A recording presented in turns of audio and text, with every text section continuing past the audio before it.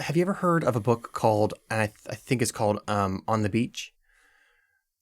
That sounds vaguely familiar. Beach. I don't really know anything about it. It was written during the Cold War, and it's about this like U.S. naval ship that's docked in Australia. Okay. And they explain it really well in the book that like a certain part of the world has basically like a nuclear war, and Australia is the last place that will be ruined because of currents and airflow and blah, blah, blah. So I was excited to read this book because I thought it was going to be like a thriller, kind of really exciting. It's not that they have to wait. They can't go anywhere because if they go anywhere, they'll be, killed by the radiation. But they are waiting long enough that like the fear just becomes part of their regular life. So they just kind of like, God, they're like, oh, we have like a year and some change. So we'll just, do some stuff. So I was thinking about that, as I often do. And then decided to watch Plague Dogs? No. That's a different part of my brain. That's fair. Okay. The part that watches animals being tortured. Yeah. You have mentioned you've been doing better lately. So Yeah. I've been watching this movie we're covering today on like 15 different versions. But I was thinking, On the Beach, if I had a year and a half, right? So like if you're like, oh, I find out the world's going to end in a couple of days, you're going to stay hang out with your loved ones, drink, I don't know, fuck, whatever human people do. Yeah. I would regret not having enough time to like finish a thing. Yeah. But if it was like a year and a half, you're like, oh, I have a year and a half to finish my project. Why? Because I want to, because everyone's going to die, but whatever. And then I stay awake at night thinking, what project would I finish with a year left to live? And that is the question I open this episode with to you. So you're like, oh man, we are vacationing on Australia. We're the last. And some bombs did go off, and we sure are doomed eventually. Right. But not yet. It's like there's not enough reason to freak out because we still got like a year and some change. See, I have to assume that we've already edited American Curse. That's already. That has to be done by that point, right? Because also I don't want to spend the last year on Earth editing. So I'm just like, now we did it already. In this hypothetical universe, we've already finished the movie. Yeah. God, I'd hope so by that point. Yeah. Okay. I'd probably take up some kind of sculpture and aim to make it so that once the whatever nuclear nonsense hits us, if it ends up being like another bomb or something that goes off, it's going to cast a real fun shadow for no one to ever see. Weird. We actually went in really opposite directions. Really? So you would build some kind of sculpture that would leave this like permanent mark, even if no one ever saw it. I would write and stage a play as something like finite so that it would be gone forever, like people. Completely different directions. Yeah. Weird. It feels like a really weird place to open the episode. Welcome to DeRazzled, the podcast that takes award-winning worst pictures. I don't know what my teeth got in the way of my tongue. Oh yeah, true. They're not normally right in front of it. They are, yeah. They're extra animated today. Oh, okay. Yeah. Welcome to DeRazzled, the podcast that takes award-winning worst pictures and fixes them. I'm host Jack Culbertson, here to suffer alongside me, as always, is also host Joe Nealis. Hey there.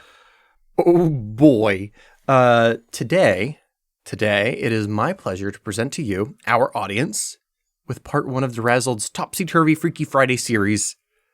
So throughout season 2, Joe has been hosting what we've dubbed Development Hell episodes. A second unit. Second unit dash Development Hell. We have very long titles. That's true. It's a very nebulous thing. Within those episodes, he talks about movies with a particularly troubled production that usually never come to fruition. Yeah. Today, I'll be the hell who develops. That means that our next episode, Joe will be playing the Jamie Lee Curtis to my Lindsay Lohan. Yes. And host a good old traditional DeRazzled episode. I'm glad I get to be Jamie Lee Curtis. I did that specifically for you. I was like, Thank you. I'll bite the bullet on You'll be this the one. Lohan on this one. Which, like, I'm feeling a little Lohan lately. That's fair. We had ourselves a little drinky drink hangout. What was that, Friday? That was Friday, yeah. And I had a great time. It was a great time. It was a very fucking good time. mess. Just well, I mean, when you have that much beer, a bunch of mezcal, and cigars. Yeah. Oh, I forgot about the cigars. Yeah. How'd you forget about the cigars? The mezcal. Oh, right. Yeah. Right. The mezcal. I almost forgot about the mezcal. We ended up having a conversation, I believe, towards the end of that night about art and artists and the meaning of art, which Yes. don't remember, but we'll bring up later in the episode as though I do. Sure. Which brings us, doesn't really, but that brings us to today's episode. I mean, in a way. It's just as sad. Sure. We're going to cover every artist's nightmare. The movie Arabian Night, a.k.a. The Cobbler and the Princess, a.k.a. Richard Williams' unfinished, almost masterpiece, The Thief and the Cobbler. Yes. What did you know about this film? Not a single thing. Okay. When you pitched this idea to me and you said, I want to talk about The Thief and the Cobbler, I went, great, what's that? Wonderful. I had caught, I think it was actually the Miramax version on TV as a kid, like just playing some Sunday afternoon where nobody would catch it. Nice. And it was just a clip of the thief pole vaulting towards the golden spheres. Yeah, a good scene. Which is great. I do remember there being monologue, so I'm pretty sure it was the Miramax version. Okay. But and then later in college, I found, it was just like, the animation's cool. I like to learn about that. And discovered at the time, longest still in production movie of all time, which would be The Thief and the Cobbler. So there's a lot of history to it. It's baffling, real sad, and a bit existential. All right. Fuck me up. Let's go. This is not normally something we would do for the second unit, but what do you think? This is also really difficult because like there are 4 versions of this movie. Right. And the tomato meter doesn't differentiate. Oh, yeah, I guess it wouldn't. So, that's a I wonder if that's something they should start doing. If they should have like different rating selections based on the cut. You know, because that would absolutely that would impact a lot of movies like Blade Runner and Blade Runner. I was thinking there's just several director's cuts that like vastly changed the movie. Yeah, including this one. So mystery version, what would you say it has on the tomato meter? It's tough. There's a lot of different things to weigh here, especially if it's not distinguishing between different versions. I do know, based on something you just showed me before we started recording, that certain versions have voices for characters where other versions don't. Yeah. I'm going to guess tomato meter critics 45? Close. 56. 56. Yeah. Okay. So I was weighing on what side of that 50% I wanted to hit. Yeah. Based on the numbers, I think they're probably going with the not Miramax cut. Okay. What would you say the audience score is? Audiences are more forgiving typically. And I did talk to somebody else, my friend Andrew, about this as well, because he is also a animation aficionado, and he was thrilled to hear that I had watched this. He's very fond of the movie, even though he's never seen the version that I saw. Ooh, we'll talk about that. Yeah. I'm going to say that fondness carries over. I'm going to say 70. 74. Oh, yeah, okay, even better. And then IMDb out of 10. IMDb out of 10. IMDb is fucking mystery. So generally a number I agree with too. I am also a bit of a mystery. Mezcal. 6.9. 7.1. Real close today. Okay, okay. My joke answer was close. Yeah. Good. So there are 4 versions of this film. Right. There is, and I'm going to go by release order, okay, or non-release order. by quote unquote finished order. Okay. So the first version is this is a Richard Williams project. Like he was the constant throughout the entire process. So, Right. think of him. I mean, he is the director, but he's also basically had his hand up everyone's ass, using them as a Muppet. Richard Williams is to this as Phil Tippett is to Mad God. Yes. Okay. Yeah. So he has his bootleg version, which is what they had finished at the time, spoilers plus storyboards. Then there is the Fred Calvert version, which is, we'll get to it. Okay. And then there's the Miramax version. And then finally, and this is the version that I had you watch. This is the recobbled version. This is the recobbled version. Yes. And that is something we'll also get to, but I highly recommend that version over the other three. Yeah, that's the version that I watched. I think you described it as a quote unquote fan edit, which I'm sure there's like further context to, like, Quite a bit. Yeah. So that is the TLDR explanation of what this is. Yes. And I enjoyed it thoroughly. If it was even maybe a bit bewildering at points. How did I describe it to you? Something like like a historical document? Yes, like as like an archival project, Yeah. more or less. It's kind of spliced together with storyboards and sketches and unfinished animation cells that kind of flesh particular scenes out in particular ways. And you would initially describe it to me as it being the closest to Richard Williams' original vision. Correct. Or at least that's the intention behind the project. Yes. So before we get into anything else, I'm going to give a really brief plot synopsis. Sure. And since because this is the second unit, I feel safe from the horses. They haven't found me here. They don't know to look for you here, no, which worries me, because now they're going to start finding me They're here. going to start sniffing around for you. Okay. So 3 magical golden balls sit atop a minaret at the center of Golden City. There's a prophecy that, should they be removed, destruction and death will rain down upon the kingdom. Only the simplest soul with the smallest and simplest of things would be able to save Golden City when that happens. That would be Tack and his Tack. Yes. Tack is the titular cobbler. The secondary, but only just barely secondary plot is led by a wily coyote type thief who is nameless. Just thief. Just thief. Neither Tack or the thief speak in most of the versions, except for a single line at the end of the film from Tack. Yes.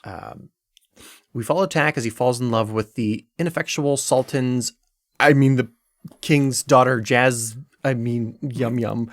They really had to go and name her Yum Yum. Just which is both really satisfying and deeply unsettling to hear Vincent Price as the Vizier say her name repeatedly.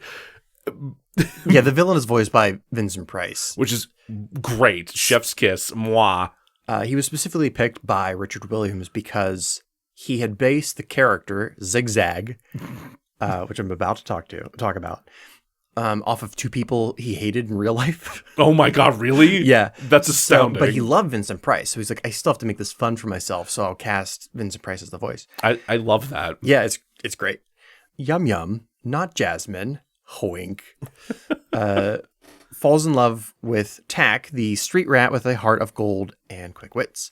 Plotting against the king, Yum Yum and Tack is the royal grand vizier, which is sort of a royal advisor. In this case, the royal advisor with a pet bird that's mostly there for comic relief and physical abuse. It's fucking Aladdin. Yeah, the parallels to Aladdin are so stark. It's kind of astounding. But again, you did mention one of the alternate titles for this was Arabian Nights, so that's not surprising. We will unfortunately get to it. Yes. Tack accidentally interrupts Zigzag's admittedly dope, if repetitive, entrance and gets himself sentenced to death. But Yum Yum is instantly about this pale-ass peasant boy and saves him by saying that she needs her shoe cobbled. He cobbles that shoe. The thief steals that shoe, leading to a chase through an Escher-esque palace thing. It's fantastic. Once retrieved and with the job done, Tack is tossed into prison where he makes friends with some mice. It's real cute. Yeah. The thief pole vaults his way to stealing the golden balls as King Nod learns of the approaching one-eyed army. He has like a prophetic dream. It freaks him the fuck out in the recobbled version. And there's this great shot of I think it's meant to be like a neighboring village or town or whatever that gets sacked by the one-eyed army. Yeah. And there's like a single dude who makes it out with like 16 arrows stuck in him, and he's like slow motion running across the desert at night with like the moon overhead. It's gorgeous. This movie is gorgeous. It is. Yeah. No. The so many of the sequences are just beautifully animated and do such playful things. We'll get to it. We'll get to it. King Nod learns about the approaching one-eyed army. Seeing an opportunity, Zigzag has his bird steal the balls from the thief. Zigzag says he'll find them, wink, if Nod lets him marry Yum Yum, and the king was like, nah, no. Get fucked, you weird wiggly incel. Basically, which is like kind of what I wish the Sultan had done in Aladdin. Yeah. He was hypnotized, but still. He was hypnotized, yeah. That snake staff is very convincing. I guess he did. He was like, you pervert. Zigzag takes rejection really well and with grace and defects to the one-eyed army. You know, that reasonable thing that everyone does. They're also like, we're not having it. Go talk to our alligators if you survive them. That's true. Like, yeah, he did try to just outright like have this guy eaten by alligators and be done with him. Like, yes. Yum Yum and Tak head into the desert to search for a mythical not genie who is either a floating eye or a granny with saggy breasts, depending on the version you watch. Yeah. If there are no saggy breasts, you're watching the wrong version. Which is a weird thing to say. Yeah. I'm sure it's not going to be the first thing. No. They run into a group of brigands who either sing and dance or don't sing and dance. And if you remember the singing and dancing, again, you watched the wrong version. Yes. I made Joe watch. Jack made me watch the singing and dancing number right before we recorded. My God, that was terrible. I didn't make you watch the entirety of the worst version, just that one scene. Just that one scene. Yeah, and I regret it. With the witch, not genie's advice, the gang heads back to Golden City just in time to see the one-eyed's massive Susian war machine begin an assault. It's so good. It's really great. So good. Tak uses attack to set off a Rube Goldberg machine of destruction. And it's so good. Which is also incredible. I've always been a sucker for Rube Goldberg machines, so that sequence made me so happy. And I've always been a sucker for like a protagonist that's completely oblivious to the danger that's around him. Yes. And like as the war machine is being decimated, the thief is just like walking around the destruction, like hands stretched out, trying to grab the ball that's like just out of reach, like a cat. Yeah, it's a reverse Wile E. Coyote because he's completely oblivious to what's about to happen to him, but he continuously just like serendipitously evades certain death the entire time. Including a point where he gets like thrown through a tower, and the tower, as it's falling apart, becomes an airplane. Yeah, it's amazing. And he just knows how to fly it. The army is defeated. Zigzag is mauled by his chariot of alligators, which is the one time I think you should have gone with horses. Oh, yeah. And the balls are returned by the thief, who's just like fucking over it by that point. Yum Yum and Tak are married. Tak says, "I love you" in a very deep, unsettling voice that says is credited to Sean Connery, but he actually didn't show up to record his one line. So that figures. I had Sean Connery of him. I had wondered about that because it would be extremely weird for him to come in and just do a single line. Yeah. I have a theory as to how we went from "I'll do the line" to "I won't do the line" later. Okay. In truth, that line is recorded by one of Richard Williams' wife's friends. Oh, okay. So he was married 4 times. He just had this particular wife just happened to have a very Connery-esque friend. Yeah, with a unnervingly deep voice. Yeah, somewhere between Connery and Christopher Lee. Yeah. That's a good way to put it. There is a climax in the midst of that you did not mention, though, and there's a bunch I left out. Yeah, but I just feel the need to point this out because it really stood out to me watching the recobbled version. So the leader of the One-Eye Army is when we first meet him for real, is sitting on a throne made of just like scantily clad thick women. Yes, that's right. And then in the end, when it's clear that he has lost, they turn on him and form a throne on top of him, so thus suffocate him to death with their thick butts. Just straight up smother him to death. You're right. I should have included that. It's an important detail. I think everyone should be aware of it. My favorite scene in the movie. Free on YouTube. Yeah, no. All of the versions are on YouTube. Yeah. Different degrees of quality, but you're watching the recobbled version anyway, and that's the only place you can see it. Yes. There's a scene where the thief sneaks into the palace early on, and Princess Yum Yum goes to take a bath while her cobbler manservant is fixing her shoe. Yeah. And she has a back scratcher with gems embedded in it. And the thief steals it. And she's like, not a problem. I'm rich as shit. Yeah. She's like, all right, I've got another one. So he steals that one. He steals that like immediately. Doesn't even like wait. No. He's just like, well, all right, yoink. Then later, I think it's after he stole the golden balls, but then lost them. Or something. He's caught stealing something. He gets caught in the process of either getting away from that or stealing something else on the way out of the palace in the midst of all of that.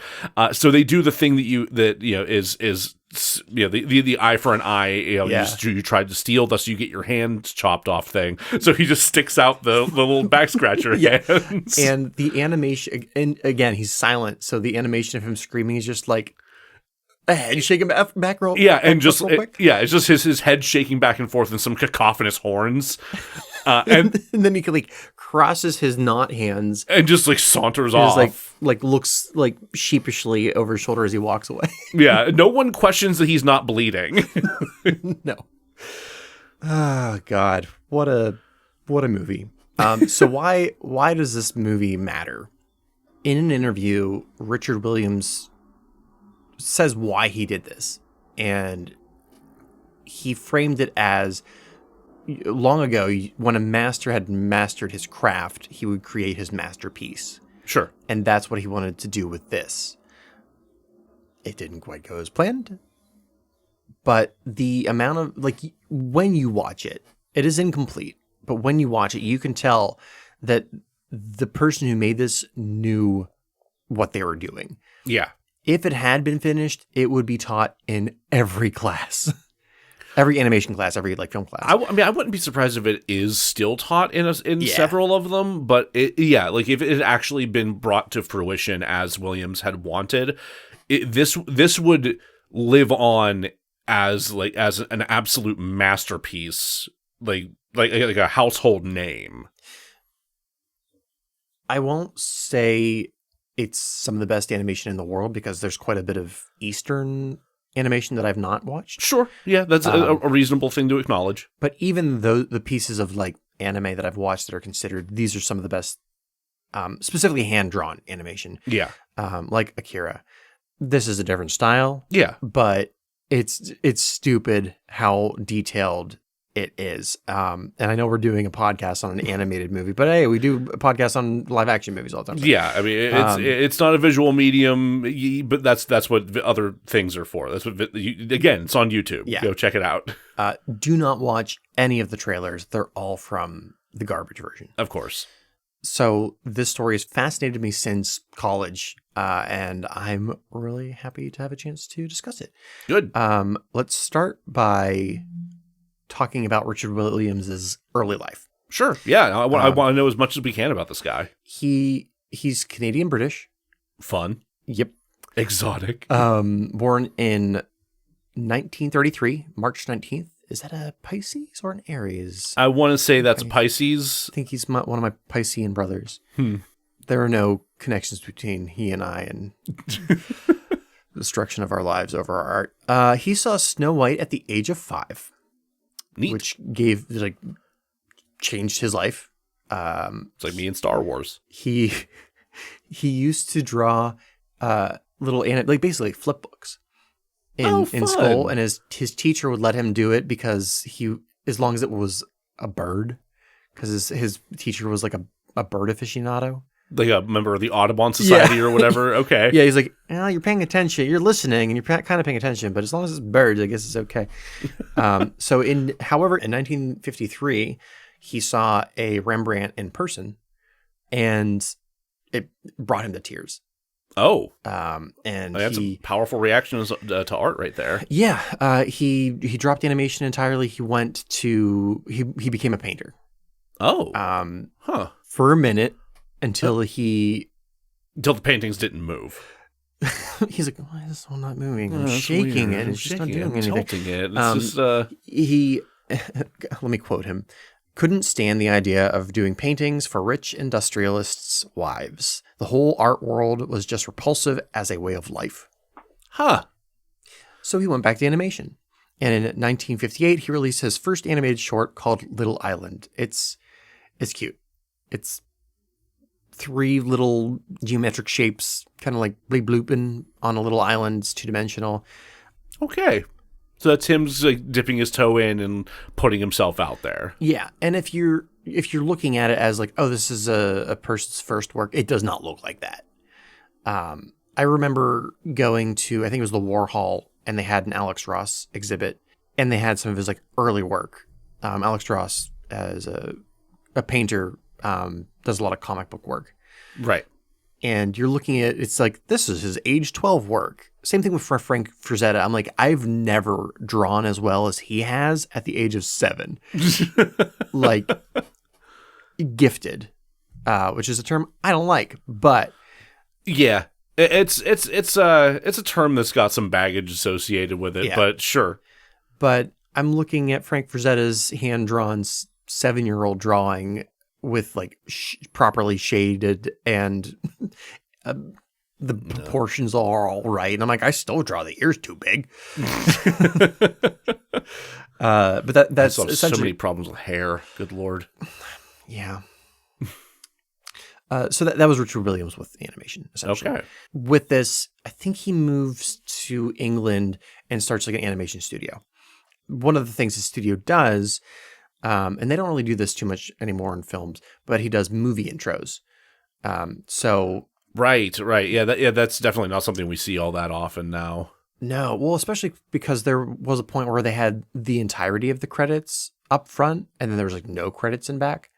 Oh, wow. Whereas like now it's you have the big players, the actors, the director, whatever, up front, and then you have the full credits in the back. Yes. Where at that time, I think probably it was an issue with they just didn't credit everybody, so they could fit them all up front. It was still longer, but he did films. His big one was Charge of the Light Brigade, which is a movie I've not watched, but I did watch. I've heard of that. Yeah, I've heard of like the famous historical event. Yeah. He did the animation for that. It looks pretty cool. All right. Definitely have to look into that. The one I did see prior to this project was his opening for the Pink Panther. Oh. I think it's Return of the Pink Panther he does. Okay. And this guy just, he couldn't make things easy for himself. He just refused. No, I absolutely am not surprised by that. So the Pink Panther walks out on this black backdrop, does his little soft shoe, and then the little Clouseau character pokes up from a manhole, and the Pink Panther's on top of the manhole because Clouseau's Clouseau. Naturally, and yeah. When Clouseau looks left to right, they animate the Pink Panther. He has like a little dancing cane, and he's like sticking straight out. So he animates the cane so that it goes past the screen in what it would essentially be 3D. Oh, so he has to like foreshorten it as it's going around like that. Yeah. That motion's really hard to capture. Yeah, he did it. I want to know how fucking long that took. That's an issue for him. The other one that's noted is What's New Pussycat, which it's just like all these fun 60s, 70s openings. Outstanding. In 1971, he won the Academy Award for his short film adaptation of A Christmas Carol, which I did watch, and I sent you a screenshot of, and it is something. You did, yeah. Yeah, I don't think he got the memo that it was like something that a child would watch. No, that was that Ghost of Marley was terrifying. And you didn't see you couldn't hear the screech, No. the moan. And then he of course included what is it? It's not greed and want. It's like want and something inside of the Ghost of Christmas Present opens up his robe, and there's this like gross little child. One's want, and the other one is I forget. But they don't include it in most versions because it's creepy as fuck. Sure. Yeah, I'm not even familiar with this idea. The George C. Scott version had it, and like I'd grown up on like the Mickey version. Yeah. And then the first time I watched the George C. Scott version, I was like, "What the fuck is this? Why there are emaciated children in this man's robe?" Yeah. No, that's. And now I love it, and I don't like a version if it doesn't have it. But what about the Muppet version? Do they not have it? No. What's the point? The Muppet version. It's the best version. I'll just do a supercut. It's all Muppets, and then suddenly it's just these horrible things. I don't think Pepe existed at that point, but I could see him being a. Yeah, he was in it. Oh, was he? Yeah, he's palling around. He's palling around with Gonzo, who's pretending to be Charles Dickens the entire time. Oh wait, no, that was Rizzo. Never mind. Wrong character. I feel like Pepe wouldn't show up to it anyway. Yeah, no, I just mixed up a rat with a shrimp. Let's just ignore it and move on. They feel the same kind of. Yeah. Anyway, I was wrong. Don't tweet at me. I just told people that the Muppet Christmas Carol doesn't matter, so I think you're probably safe. Yeah, you're probably right. I'm gonna take all the flack there. So the entire time he's doing this business, he's getting recognized by people in the movie business. He's doing himself a little collection. He's collecting up all of the other master animators. Oh, okay. He's forming a super team. Yeah. So he gets Art Babbitt, who drew all of those fantastic Goofy shorts. Oh, yeah. Grim Natwick, who did Betty Boop, which is what I'm not super familiar with. Great name. And then probably the reason that the thief looks like Wile E. Coyote is he gets Ken Harris, who did Wile E. Coyote. Oh my God, that tracks. Yeah. Okay. And there's a bunch, but these are people who had worked with Disney. These are like all of the studios that had like, these are our key animators. Mm-hmm. Yeah, you've got like, Disney, you've got Warner Brothers, you've got... Yeah. So keep that in mind. Okay. So now we're going to go into the actual production part of The Thief and the Cobbler. So the entire time he's doing all this, he has been writing stories for this book called Nazardine. Nazardine. Yes. Okay. 1964. This was for a book series by Idris Shah about a folk character, Nazardine. He wanted to develop it into a movie. The Shah family and Paramount were like, that's a great idea, not knowing how he do things. So he's like, wonderful. I will now dedicate my entire life and several marriages to making this a reality. Cool. This went on for 10 years. So this is hitting like Steven Spielberg, I'm fucking my movies levels of... Easily. I watched several documentaries, and all of them have this one image of him at his house. Like he animated it at the studio, would go home, had his own animation studio in his house. Of course he fucking did. And there's his wife in like a chair reading a book nearby. And that's the only image of his wife. Oh, and that did not last. That was not a marriage that lasted. So, in 1974, after having created over 3 hours of animated material, this is where it starts. It starts real early. The fuckery. 3 hours of animated material. That's so much. So much. Holy shit. It was discovered that the producer, one of the Shaw family, I'm going to say may, so I don't get sued, may have been embezzling money meant for the film, and the film was canceled. Come on. Worse, the Shaw family, owned the rights to the character of Nazardine. Yeah. So that 3 hours of film, he couldn't do anything with it. The only thing he got from it was they let him keep some of the background characters that he created. Just like funny, kind of like how in The Thief and the Cobbler, there's Buff Granny. Yeah, no, I love Buff Granny. Yeah, there's Princess Yum Yum has like a nurse, like an old woman. And she's got giant fucking arms. She looks like she's just like an average woman in like a black shawl. They literally they draw her like shaking, like she's old. Yeah, she's with very arthritis. frail. She's got giant Coke bottle glasses that Tack has to mend at one point. But as soon as someone crosses her, it's like out of an episode of SpongeBob or something. These big beefy arms emerge from underneath her cloak and just fuck shit up. It's so good. She beats the hell out of the thief. Later, like when the the first brigands, scene. yeah, like, the first scene. Just, oh my god! So but she was like a background character with like a couple of funny gags. Okay, so he got to carry her over. He had to carry the thief over. Oh, the thief was originally a background character in Nasruddin. Oh, okay. I thought you were saying that the Buff Granny was. No. She's her own thing. Okay, she doesn't need no. She don't need no help from no one. No. Except for maybe, an optometrist. But yeah, those are pretty thick glasses. Yeah. I mean mood. But so he got to bring the thief in. Like that's a pre-existing character for him. Okay. Like the way he looks in the final product is the way he looked when he was drawn for Nasruddin. Fascinating. Yeah. Okay. So Williams combined the character of the thief with another idea, and the story became Tin Tack. Tin Tack? Yeah. They eventually obviously shortened it to Tack, but at that point, Tin Tack. This story goes through like 15 different title changes. Sure. So this is where Tack becomes the... We've gone from Nasruddin to Tin Tack. Yes. Okay. Yeah. And at this point, it has like no connection to Nasruddin for legal purposes. Right. He just flat out couldn't do that. Yeah. So you have to scrap everything that relates to that character specifically. Yeah. With that story, he and his company were ready to dive all in. They were all in to make this movie. But there was an economic recession that hit. What year is this? Mid-70s. Mid-70s. Yeah. Oh, yeah. Yeah. I don't know about like Great Britain's economic recession. I know of the one in the United States. Oh, okay. Yeah. I forgot this is taking place in Britain. Okay. Yeah. Yeah.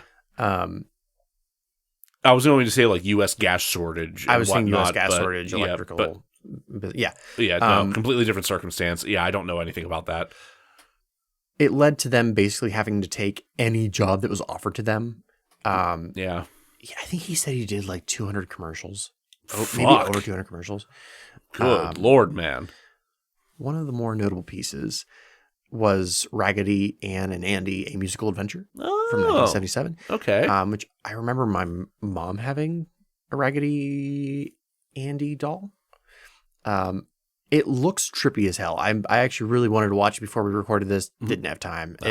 It looks like nightmare fuel, and that's just right up my alley. Yeah, that's true. This is animation that was meant for a child, but scares the hell out of them. I'm right there. Fuck yes. So they're working on these movies, these like projects that are not his. Yeah. These commercials that are not his. But the entire time, he's ruining his marriage by going home and working on this there. Or he's like balancing where he's like, one for you, one for me. Assigning some animators to work on his movie, and others to do the commercials. God, that's so rough. On the one hand, it's like you need to pay attention to your marriage and make your marriage work and flourish. But then on the other hand, like you're in the middle of that bad an economic recession, you also have to do whatever the fuck you can to keep your household afloat. And I can see why he was married 4 times. Like he's charming in his eccentricity. Sure. But it takes a very particular kind of person to like stay a partner with or especially to maintain a marriage with that level of eccentric. Yeah. Sorry, I'm just having some flashbacks. I've gotten better, okay? So I have a very understanding partner. Yes.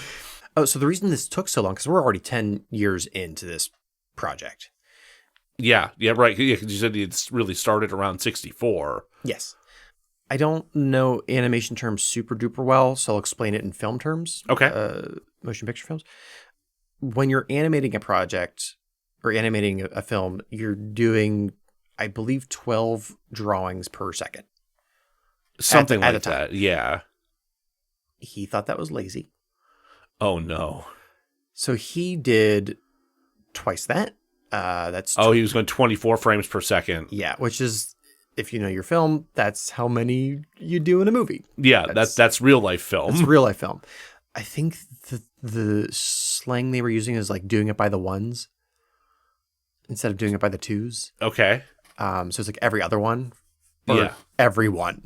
Every one. Yeah. There's no skips. No, I think if you look at like pre-computer cartoons, it's less than that. It's like less than 12. And then you have like Disney quality. It's like, I think 16 or something like that. I'm pulling this out of my ass. It's been so long since I've read about this stuff. But he's like, no, we're doing 24 drawings per. And like, there's these clips of him standing over his animators and With a bullwhip. Wait. no, not literally a bullwhip. He was not fun to work for. Oh boy. People worked for him because they recognized he was, I don't use this term loosely, a genius. Sure. But he was also miserable to work for. I mean, that tends to track for a lot of the people that get called geniuses from back then. So Yeah. I'm not surprised. Yes. So, 24 drawings per second.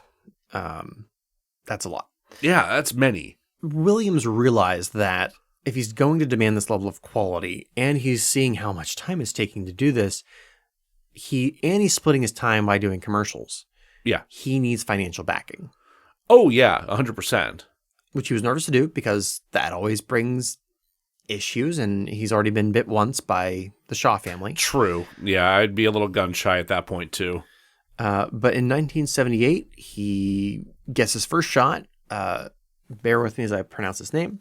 From the Saudi Arabian prince Mohammed bin Faisal Al Saud.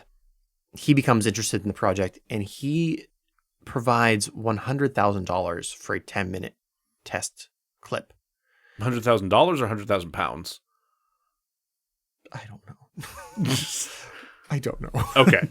100,000 monies. I think they, in the documentary at least, they said dollars. Okay. Because that number doesn't stay that number for very long. So they decide, okay, we got this chunk of money.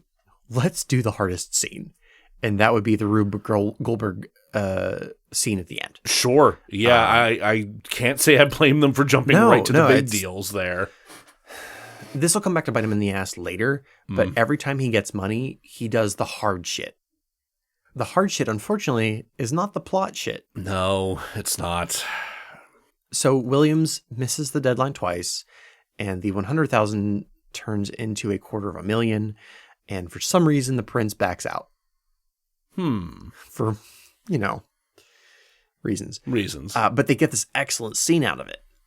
It's a fantastic fucking scene. That with a commercial that they did for Disney. It was like Disney and like Sunny D or something like that. What the fuck?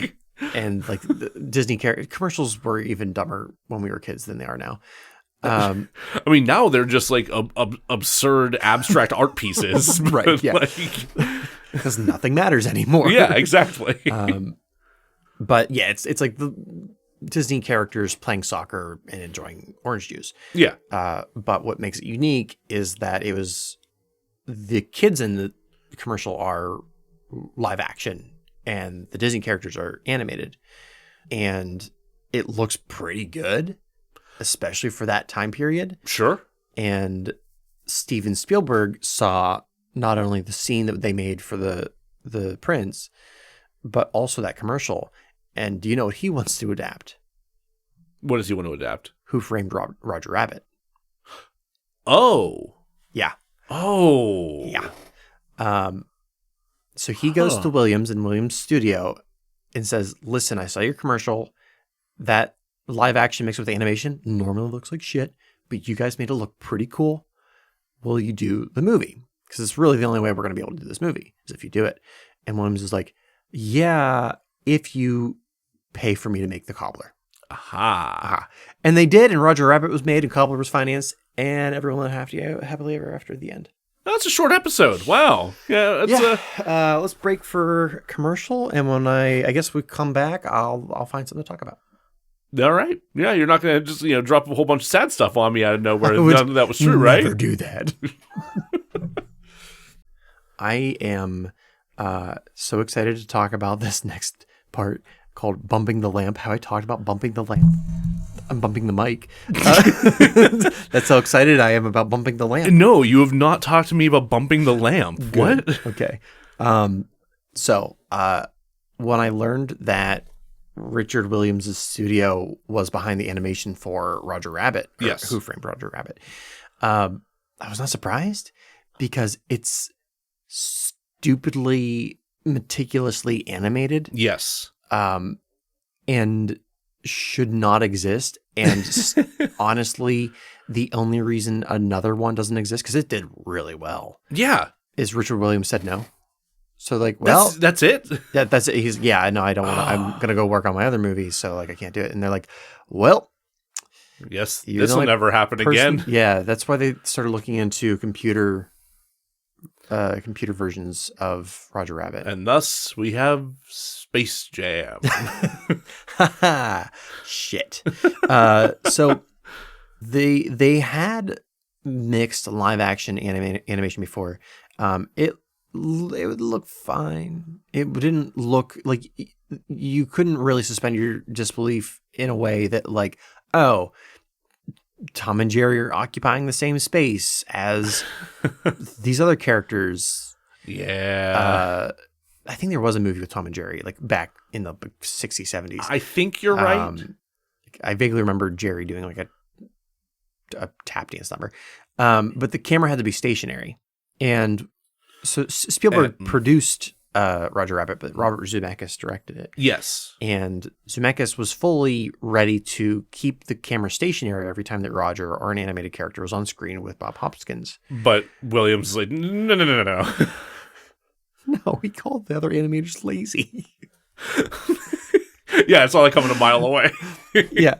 He's like, no, shoot it like a movie. I'll animate around it. Animators are lazy, which reminded me of the sequence in Pink Panther where the Pink Panther's cane swings around. I'm like, only you mad genius would, because can you imagine how much traveling you have to do as a pencil artist? It's crazy. So much. Also, I'd never seen anytime Roger would interact with Eddie, they used this little like robotic arm. Robotic arm? Yeah. It looks, you ever see, like anytime like a robotic arm that's just like does one task. Sure. Then they would just draw over top of it. It looks ridiculous. Bob Hoskins was a treasure, and I miss him. Yeah. No. What an amazing actor. So Bumping the Lamp.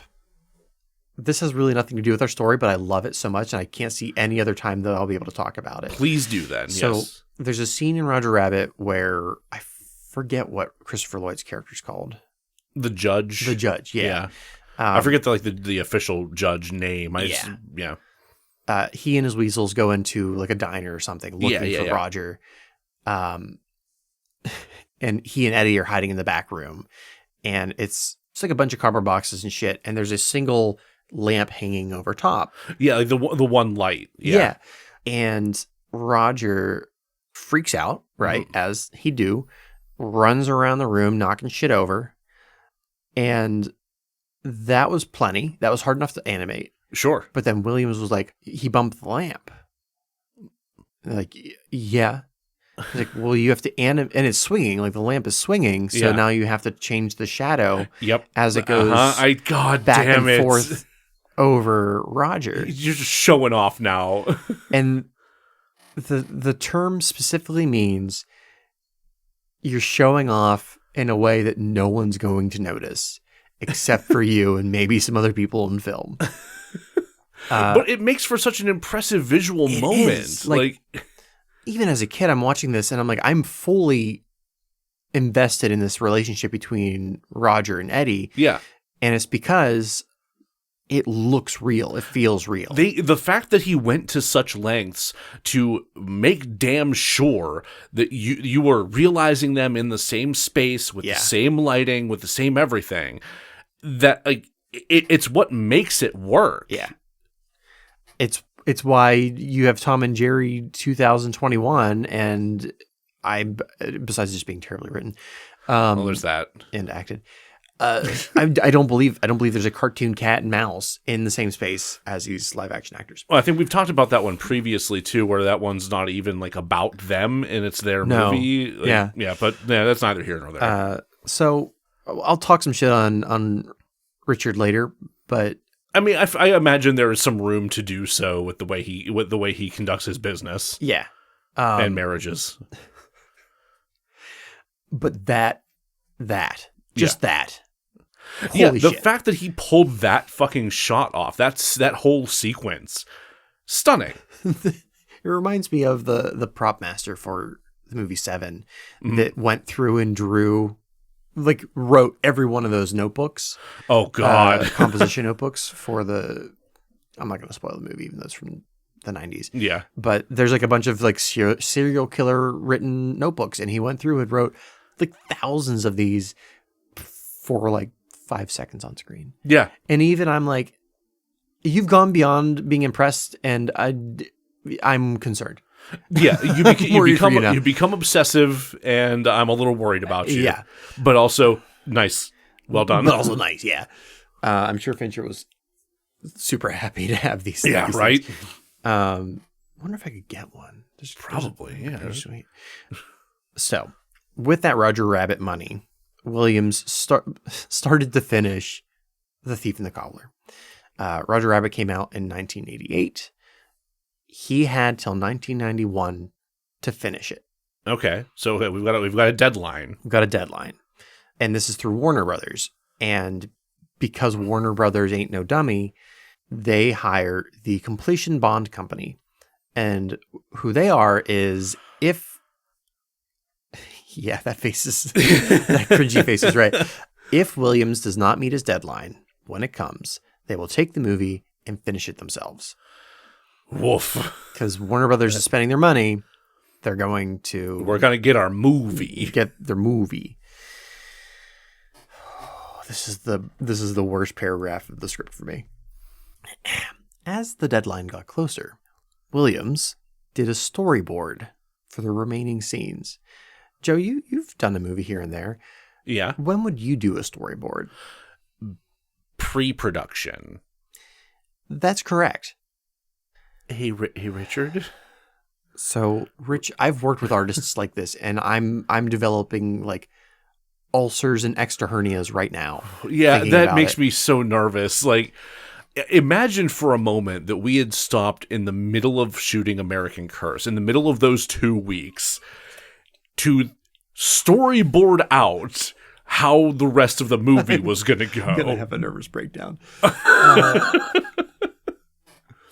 So, what if we were standing on that roof in Bloomfield shooting Knife Breaker the Bricketing and go, wait, hold on, Vince, stay frosty. We gotta literally frosty. we gotta storyboard out these last moments. Oh, good Lord. Yep. Williams didn't like a script. He didn't like a storyboard. He liked to be there with the drawings, and it was worked out in his head. Oh, man. And again, like, we're falling back on that genius thing where it's like only you would be able to have millions of drawings in your head and have it make sense to you. See, this is the kind of fucking anxiety that makes me like afraid to finish projects on my own, because I am legitimately worried I would turn into this. Every project I do, there are at least like 10 different like spreadsheets and documents behind it. Yeah. So that I know, like, because my memory is good, but it's not great. Right. I've written things that I found later. I'm like, I don't remember writing this ever. Who wrote this? Was that me? But I've worked with artists who are like, it's very restricting to have a script. And I'm like, shut up. It's a guideline. It's a guideline. Yeah. A, it can change. B, shut the fuck up. Like, Kubrick on The Shining would rewrite the script every day, but he had the script. And he was rewriting it polishing the next scene based upon how the previous scene had gone.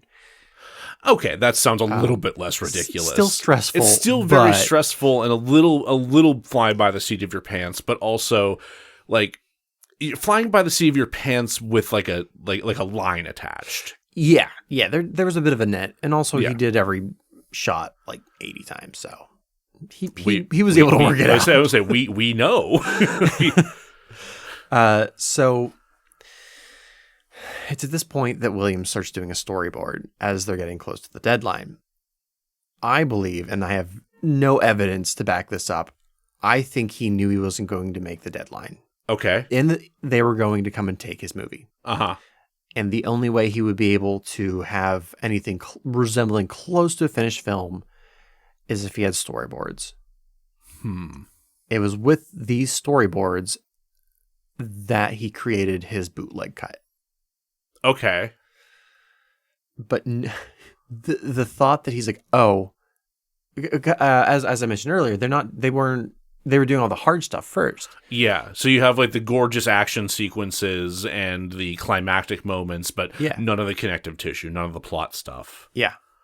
And that's because every time he saw that one of those great actiony scenes were going well, he'd be like, ooh, let's add a little bit of this. Ooh, let's add a little bit of that. Yeah, he starts gilding the lily a little bit. Yeah, well, absolutely. Like, I very much enjoyed the recobbled cut. Yeah. There was so much shit in there that I would cut. Oh, absolutely. Yeah. No, there were definitely, there were scenes I remember where it's just like, this doesn't feel necessary. Like, we could really skip right past this, or this is lingering too long. Yeah. Like, there's a reason that the Miramax cut does make sense, like, narratively, and is 80 minutes long.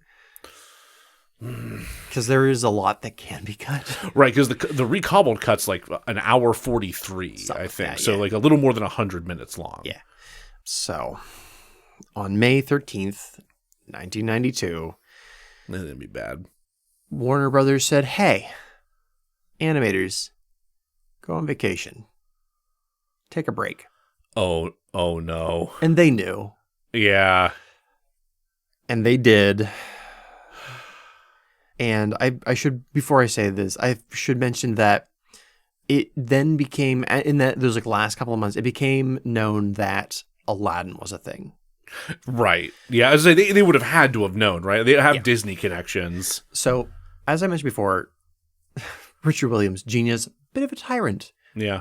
Loved to fire people. If you're an animator, there's only so many options as to where you can work. Yeah. So people who had worked on The Thief and the Cobbler, and it's like 30-year work in progress, went to Disney. Yep. And if you watch The Cobbler and the Thief recobbled, along with Aladdin, there are an uncomfortable amount of similarities. Yeah. I picked up on that a little bit. Not saying you can't still enjoy Aladdin. It's great. No, Aladdin's fun. But here's the thing. Richard Williams is so focused on like the prize, he didn't give a shit. He was like, oh, yeah, there's similarities. It doesn't matter. It's not drawn well enough. Everyone else in the studio is freaking out, and they should have been, because I believe, and again, no evidence to back this up, I believe that if Aladdin didn't exist and it got closer and closer to that deadline, Warner Brothers would have looked at what was done and said, fuck you, but finish it. That's what I think would have happened. Had Aladdin not been in the picture. Correct. Yeah. Because it is so close to being a finished product. Right. But Aladdin did happen, and it made a gajillion dollars. And before it came out, they were trying to release The Thief and the Cobbler before Aladdin. Right. They wanted to beat it to theaters.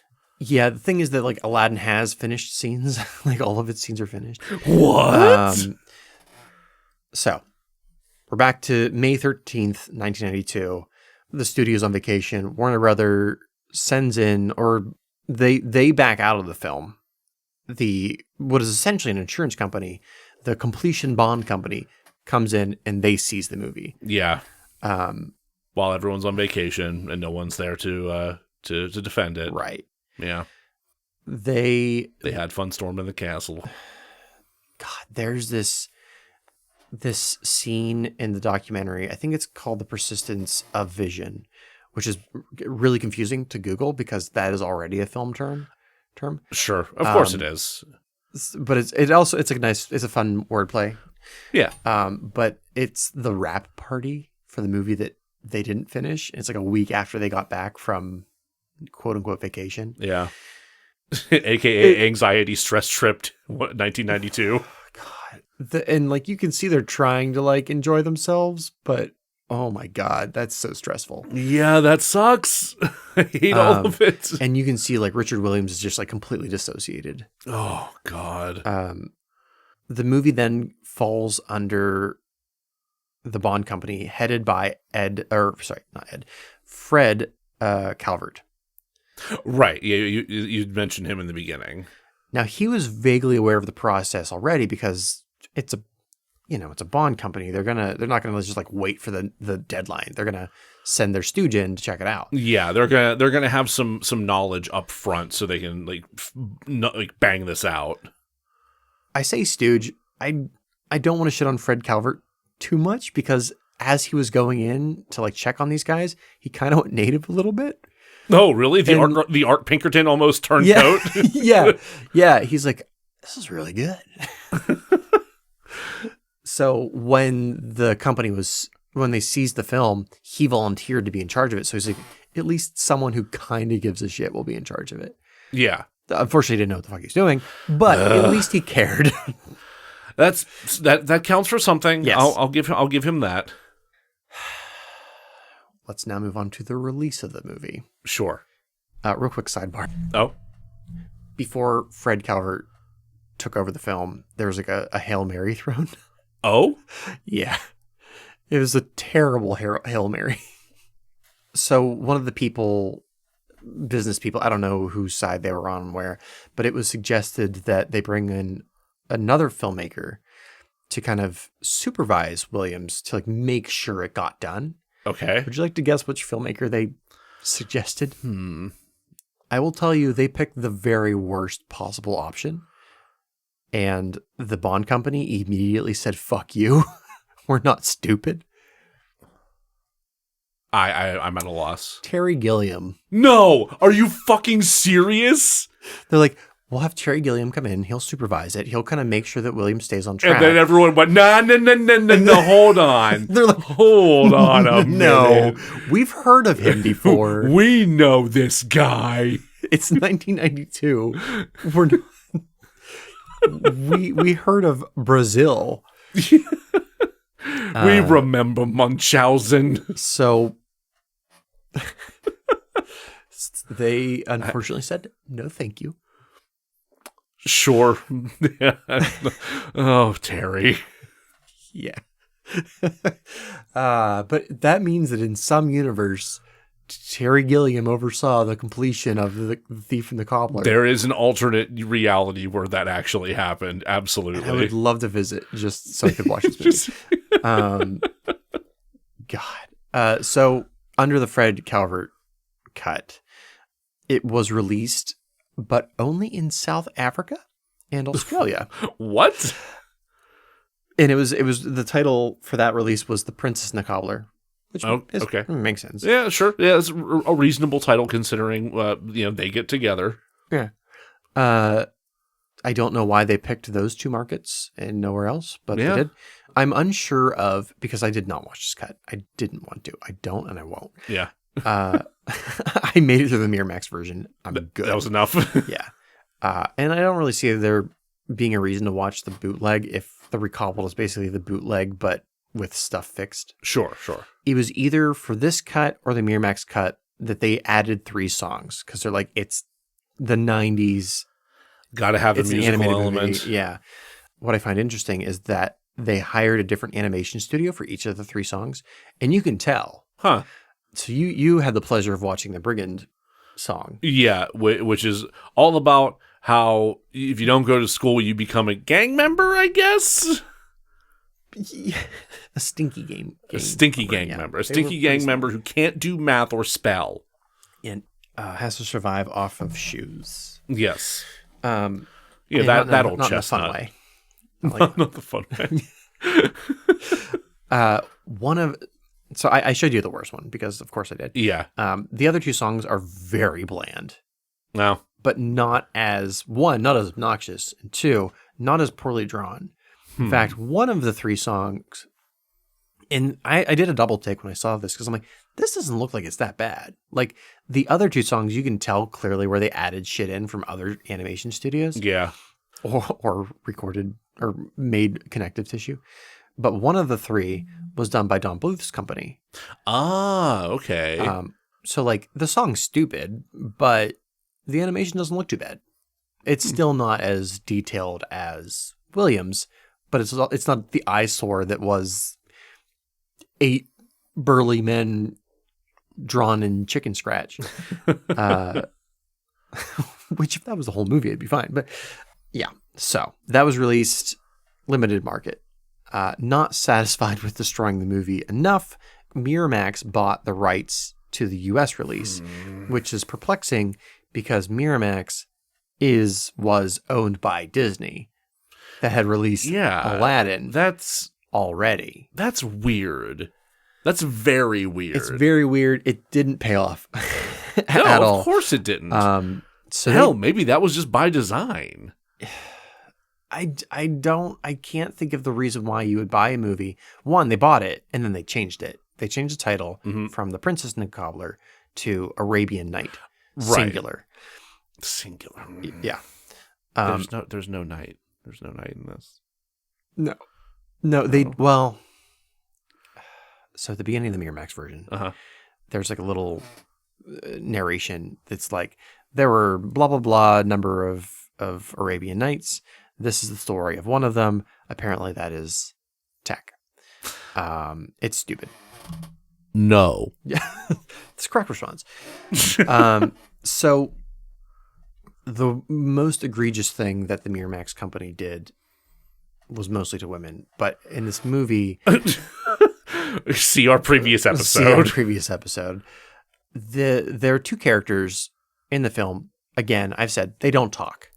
They were specifically inspired by famous silent film actors like Charlie Chaplin, Buster Keaton. The parallels, Harold Lloyd. The parallels incredibly obvious, especially given Tack's character design at the beginning of the film. Yeah. The way he's like practically just straight up black and white. Like which is hilarious. It's very funny. He is straight up European pale for like near albino white for a good portion of the movie, and then starts getting more and more tan until he is like straight up like black. Yeah, but he is dark brown skin at the end of the movie. Like there's a journey here, and like because it's Williams, it's so slowly progressing. Yep, that like you would notice. You notice it, but it's also not jarring. No. And it's because he's a cobbler, so he spends all of his time inside cobbling, and then he has to go out into the desert to find the knot genie. Yeah,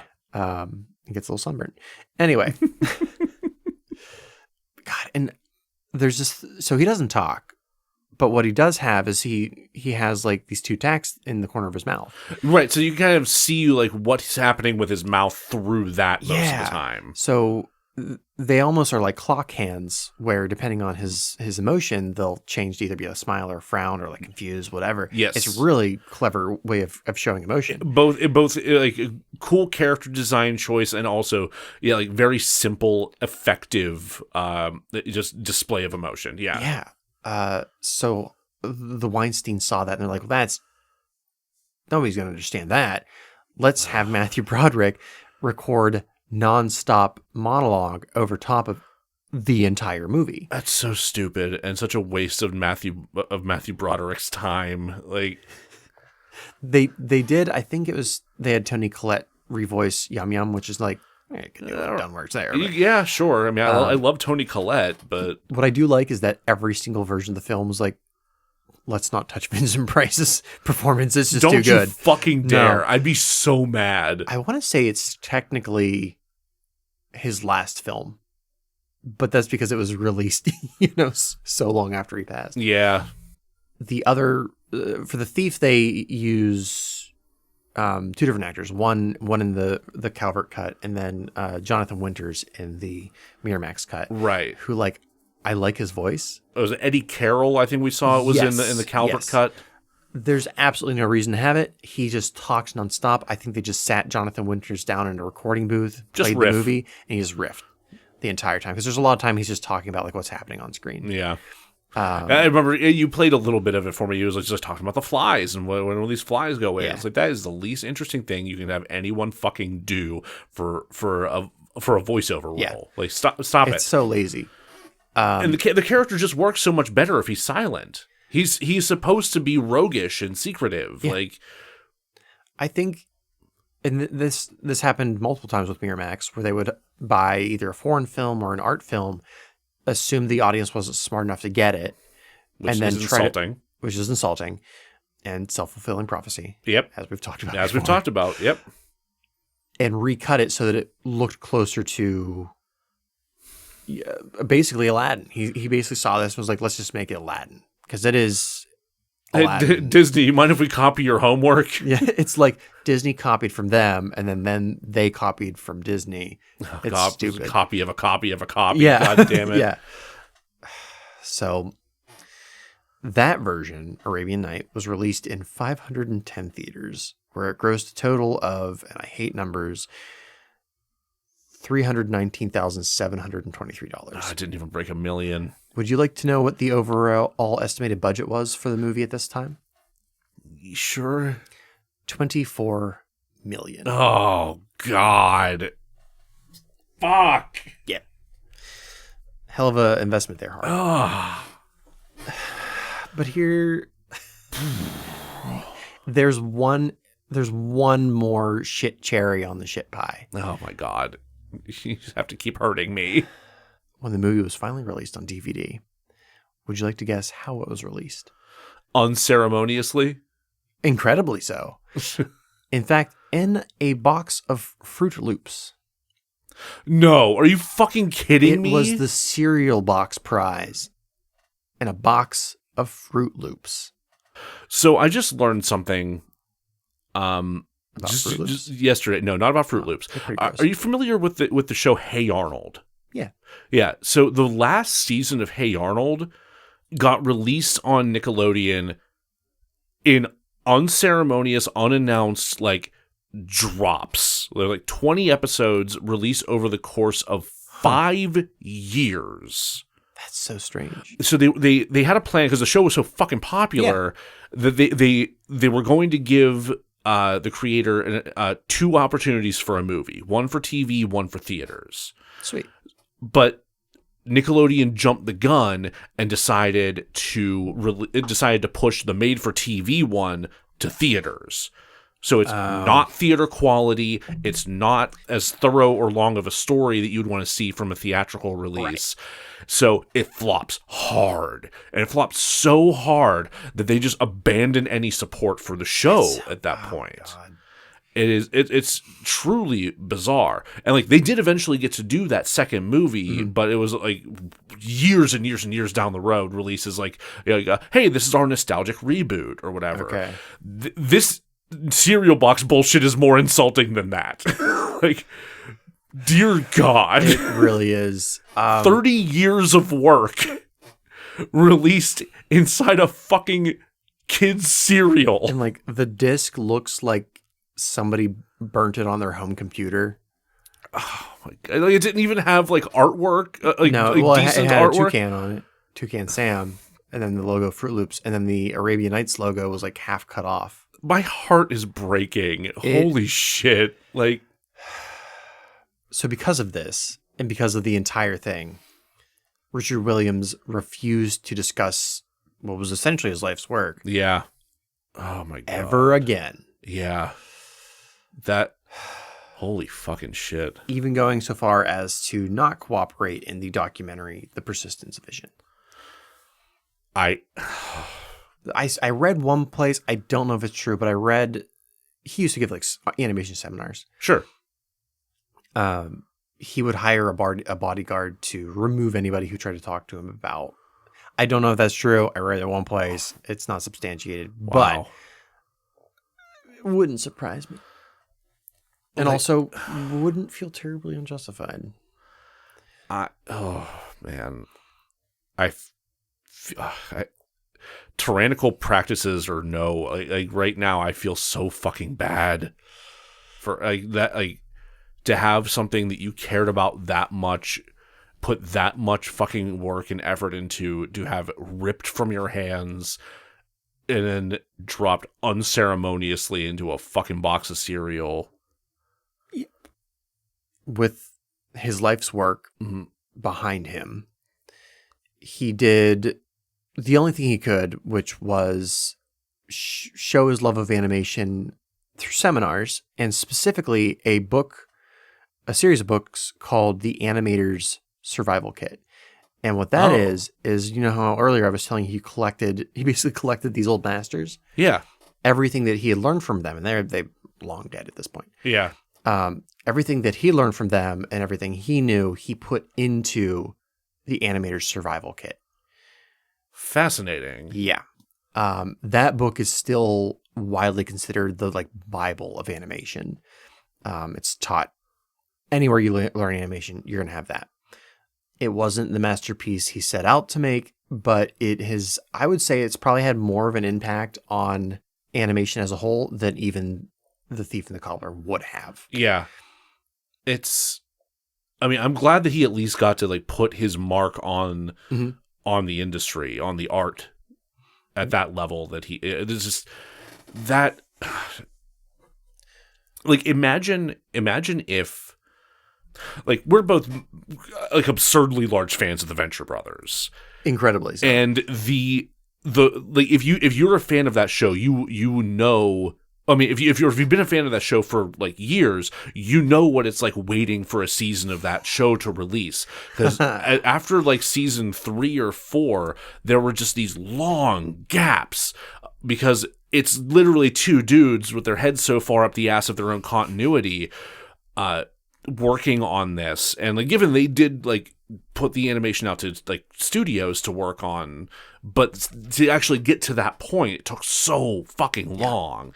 And they did do a lot of in-house stuff to mock up how things are going to look, and they did a lot of hand-painted backgrounds and so on and so forth. It's just, there's so much fine-tuning and passion going into that project. If they didn't have somebody like Mike Lazo fighting for them at Adult Swim, while he did, pretty noteworthily fuck over some other shows like Metalocalypse and whatnot, but just, besides the point, imagine if they had to send fucking Art Pinkertons in to deal with Jackson and Doc.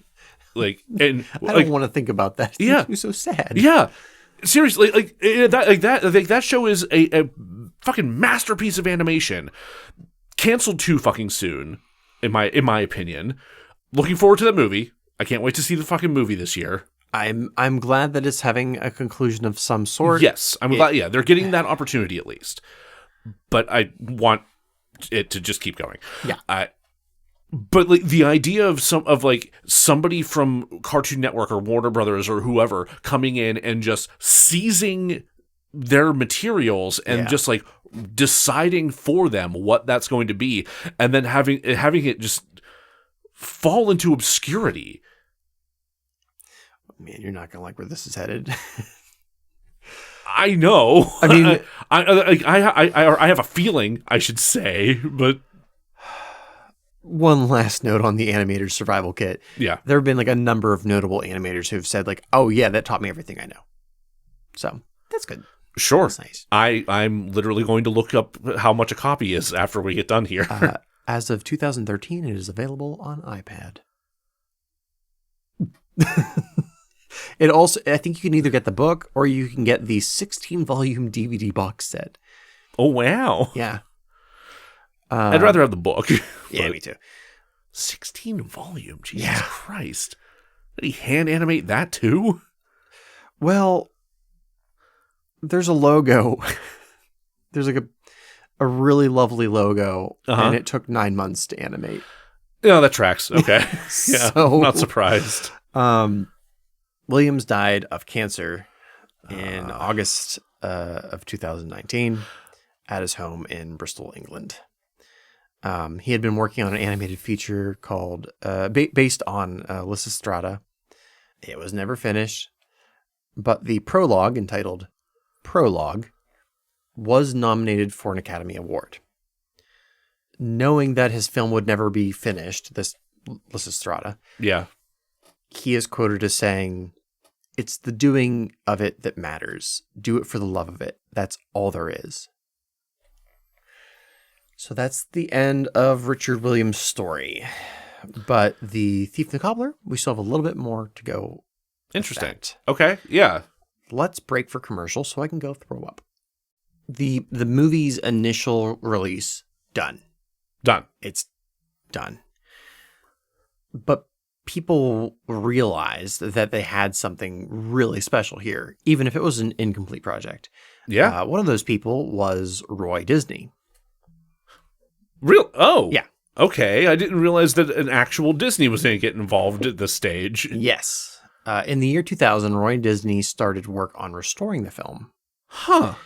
Michael Eisner famously ousted Roy Disney, so he had no interest in restoring this project because why would he? Why would he? Yeah. It reminds me of this Salvador Dali short that I think it was Roy Disney as well. There was Dali was going to collaborate with Walt on this short. I vaguely remember hearing something about this. Destino. Yeah. Yeah. And Roy did actually. I think it was Roy. I might be wrong there, but it did eventually come out. Oh, cool. It's gorgeous. It's real short. It's weird because, Because Dali. It's Dali. Yeah. I'm going to have to check that out. I have never actually seen it. Yeah, it's good. Didn't make them any money, though, because why would it? Yeah, of course not. Similarly, this probably wouldn't make them any money, so why would Eisner have any interest in it? Look, if people only did things because they make the money, we wouldn't be doing this podcast right now, and we also never would have done half of the movies we've made. And by half, I mean all. I don't know if this is true or who even said it to me, but I remember hearing somewhere that none of Wes Anderson's films really make money. People just fund it because they're worth making. Yeah, I'd agree with that. Which is a vibe we'll get to soon. Cool. So Roy did eventually get brought back into the business, but his efforts to restore the film ended when he died in 2009. Of course. Yeah. So, the true restoration of this movie started in 2006, and this is with animator Garrett Gilchrist. Gilchrist. Yeah. I'm actually not familiar with his personal work, just what he's worked on for the Thief and the Cobbler. Okay. He began to collect and restore the film according to Williams' original vision, based on the bootleg. So is this what became the recobbled cut? This is what became the recobbled cut. Ah, okay. Seeing what he was doing, he got support from other animators who worked on the actual film. Oh. When the movie was seized by whatever the Bond company was, they threw away a bunch of shit. Well, of course they fucking did. The animators literally are pulling it out of the garbage to save it. Good. Fucking good. Yeah. And I want to say Fred Calvert did have some as well that he did not throw away. I would hope. Like you said, he actually did have some love for the project. And he gave whatever he had to Gilchrist. Good. Okay. Amend for being a fucking Art Pinkerton. Yeah. Yes. What a weird character. So Gilchrist released, every time he did like a significant amount of work on the film, he released a new version. Sure. Calling them like Mark 1, Mark 2, Mark 3. That's why it's Mark 4 on YouTube currently. Okay. I think when I originally heard about this and was watching it, I watched Mark 3. Okay. In 2014, he released the latest cut, which is Mark 4. If you go and watch it now, that's the version you'll see. I was curious to know if he was still working on it, because it's at this point he's been working on it for so long that's like, I imagine you've gotten all that you're gonna get. Yeah, and he's restoring some of it just by like drawing it by hand himself, which is a huge undertaking. Oh my god, yeah. But then I checked his. I'm guessing he has a blog or something. He has a Facebook. He's not great with technology. Man of your own heart. I don't know why in my head he was just like some young buck, but then I heard him talking like, oh, you were also like an old dude. In February of this year, Yeah. he made a YouTube video basically saying like, hey, happy 10th anniversary-ish, kinda, for the Mark IV. Yeah, we're getting close. He would like to release what he refers to as Mark 4.2, because it's not enough new material to release as like a Mark V. Sure. But he does have some new material that he's been able to dig up, and would like the help of some professional animators to help implement it into the film. Oh, wow. Okay. I did put a message on the YouTube page saying, what can us non-animators contribute, and have you considered like a Kickstarter fundraiser? Like, it feels like that's the kind of project that could actually get some backing. Yeah, absolutely. No response yet. But Please again, I'm going to keep on it, but also I don't think he's great with technology. Yeah. But that kind of brings us back around to where we started, which is we've both watched the Recobbled cut at this point. It's available on YouTube. Please check it out. Watch it, yes. Even if you don't watch the whole film, I would specifically, the scene that made me fall in love with this project, aside from just being drawn to tragedy, artistic tragedy, is the scene where Tak chases the thief through the palace in these like Escher-esque. Oh my god, it's so good. There's all these like geometric designs that they're running through that you think are just palatial decor. Yeah. And like, you know, throwbacks to like various art movements and whatnot. And then it turns out that they are moving through them dimensionally. It's just like they take all these unexpected twists and turns and pitfalls, and it's so fun. There's one part where Tak's running to the left. He does like a cartoon, like skid, stop, and turn the other way. Yep. And the tiling behind him are these little pinwheels that are spinning in a circle. And then when he stops and goes the other way, they start to spin and go in the other direction. Huh. And I'm like, you didn't need to do this. No. There was no it was impressive enough that you were drawing each of these bricks, but then you had to do this like extra flipbook style animation at the bottom of these tiles that, like, unless you're really paying attention, you're not going to see. Right. Yeah, that is, oh my god. It's wild shit, man. But as it exists right now, I think it's pretty watchable. I think I told you about watching, I forget what year it came out, but Metropolis, the silent film. Yeah. And there is not currently a 100% complete cut of it. There was when I watched it in school, it was like 85% found. Oh, wow. So there were like entire chunks where it's just like title card, character does this. And then for some reason there was a cut found in Argentina of this famously German film from pre-Nazi Germany. Anyway, because of that, well-preserved, mysteriously found film canister in Argentina, we now have like a 99% finished film, which is fantastic. Yeah, it's great. I don't mind watching movies like that. It sucks that they don't have more of this done, but it's still very watchable. It is, yeah, because it's not. You don't even get like the title card treatment like that. Like it's like like we said in the beginning. Like it's literally like sketch work and storyboards and unfinished animation cells and things like that. So it gets a little bit choppy because it becomes, you know, more like still images applied, but there is even some like just like uncolored animation that gets thrown in as well. Like it's not as jarring as it very well could have been. If I had watched the bootleg cut, I feel like that would have been probably a bit much to get through. This is very watchable, and I don't think we'll ever get a 100% finished version. I hope we do. It would be amazing for that to happen. I doubt it too, though. I mean, especially once I heard Garrett Gilchrist, I'm like, oh, you were also an older dude. Yeah. I mean, hey, maybe somebody picks up the torch after him, though. I mean, who knows?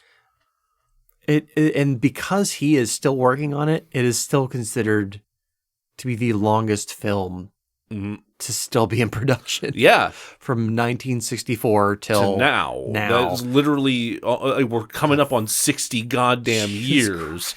Like that's two mad gods. That's two mad gods worth of work. And that is where we stand with The Thief and the Cobbler as of right now. Amazing.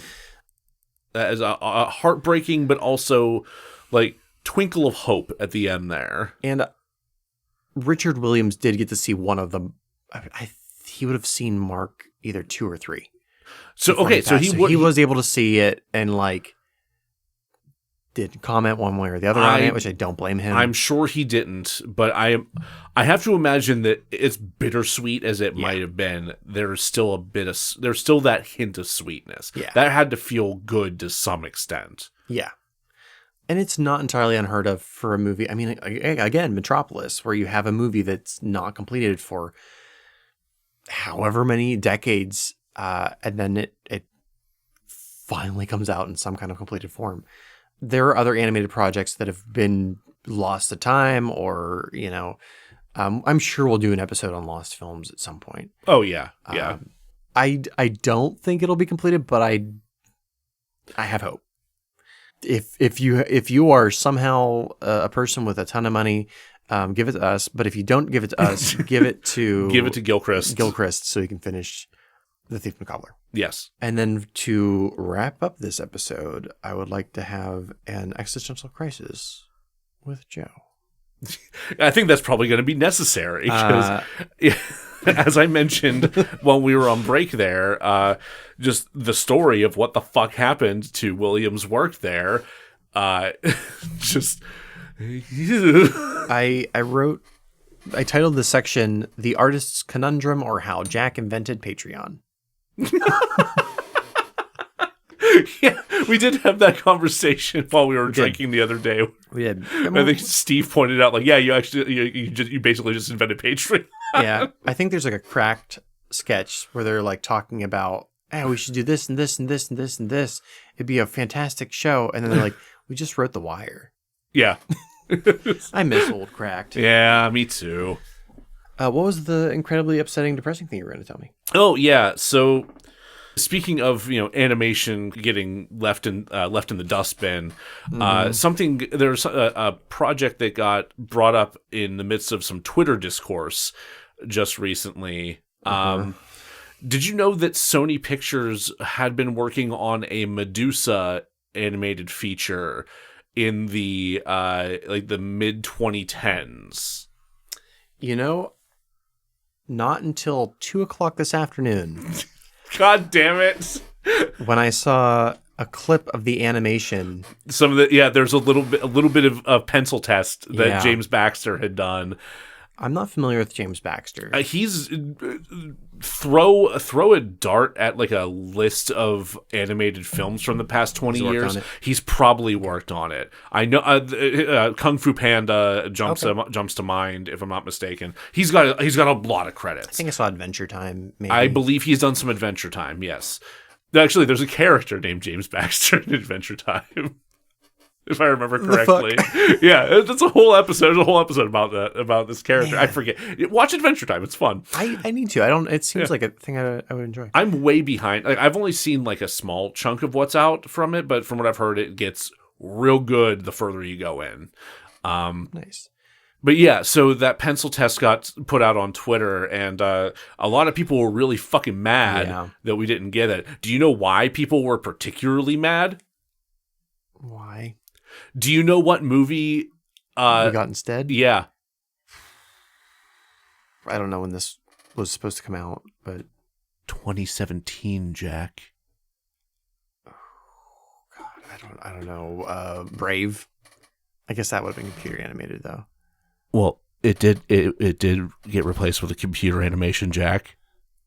What? What did we start this season with, Jack? Shut the fuck up. The Emoji Movie. No! It was the fucking Emoji Movie.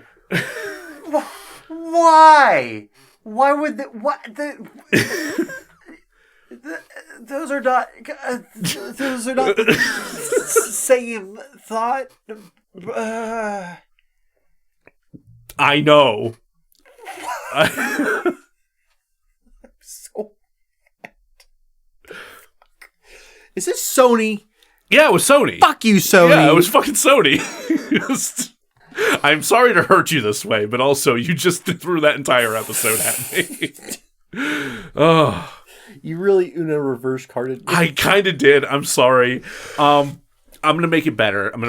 You mentioned we were going to talk about the newly announced Bugs Bunny movie. Yes, I'm actually excited about this. Okay, and I have some reasons why. So, are you familiar with the YouTuber Patrick Willems? Not off the top of my head. He's a film YouTuber. He's done some thorough analysis about about several films over several years. Recently even started like putting up videos about like, hey, here's how to talk about film and sound like you know what you're talking about. Here's how to make a movie. He actually just released a feature film of his own last year. Yeah, pretty cool guy. He recently did a video about Space Jam: A New Legacy, a movie we are inevitably going to be covering at some point because we had to watch it.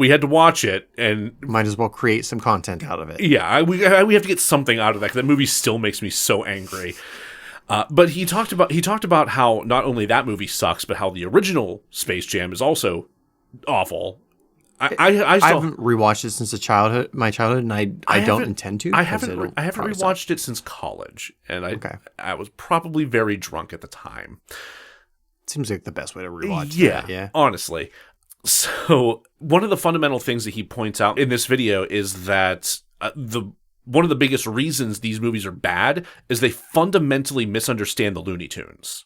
Okay. Because they make them chummy. They're all friends in a community, and it's like, these are characters that have actively tried to shoot each other for decades. Elmer Fudd's a piece of shit. Elmer Fudd's a fucking hunter. He is actively trying to murder Bugs Bunny on a constant basis.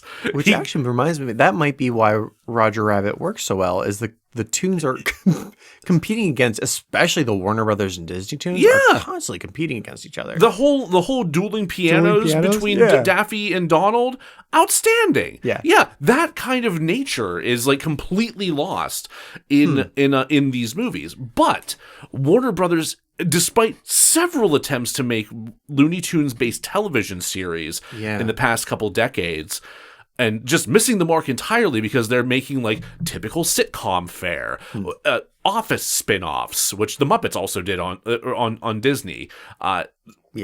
Or not even spin, like Office, like homages or spoofs or whatever. They have finally on HBO Max, or maybe it's rebranded to Max by the time you listen to this. Great comic book, by the way. Max? The Max? The Max? Yeah. I'm not familiar with the Max. If you can, this is so far off. If you can find another animated great, the like 90s MTV, like I think it was the MTV Liquid something. Oh yeah. That's like what Aeon Flux originally aired Aeon on. Flux was same block. They did like a 20 episode The Max. Each episode was like 10 minutes. Oh, this sounds vaguely familiar now. Incredibly dark. Yeah. Entertaining as all get out. It's a phrase I've never said. Yeah.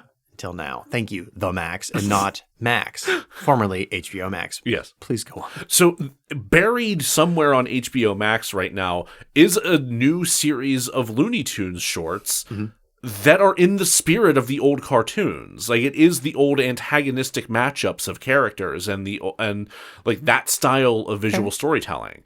Just with updated animation and like and without guns. Like they find ways to do it without guns this time. And I haven't watched them yet, but from what I've heard, they're actually good. Shit, I'll watch them after we're done. Yeah, and so if they're doing that well, finally, and they've announced this movie, and it's specifically Bugs Bunny, not Looney Tunes at large. That gives me a little bit of hope. Like maybe they've learned. Maybe they're actually going to lean in to what makes Bugs work as a feature character. Resurrect.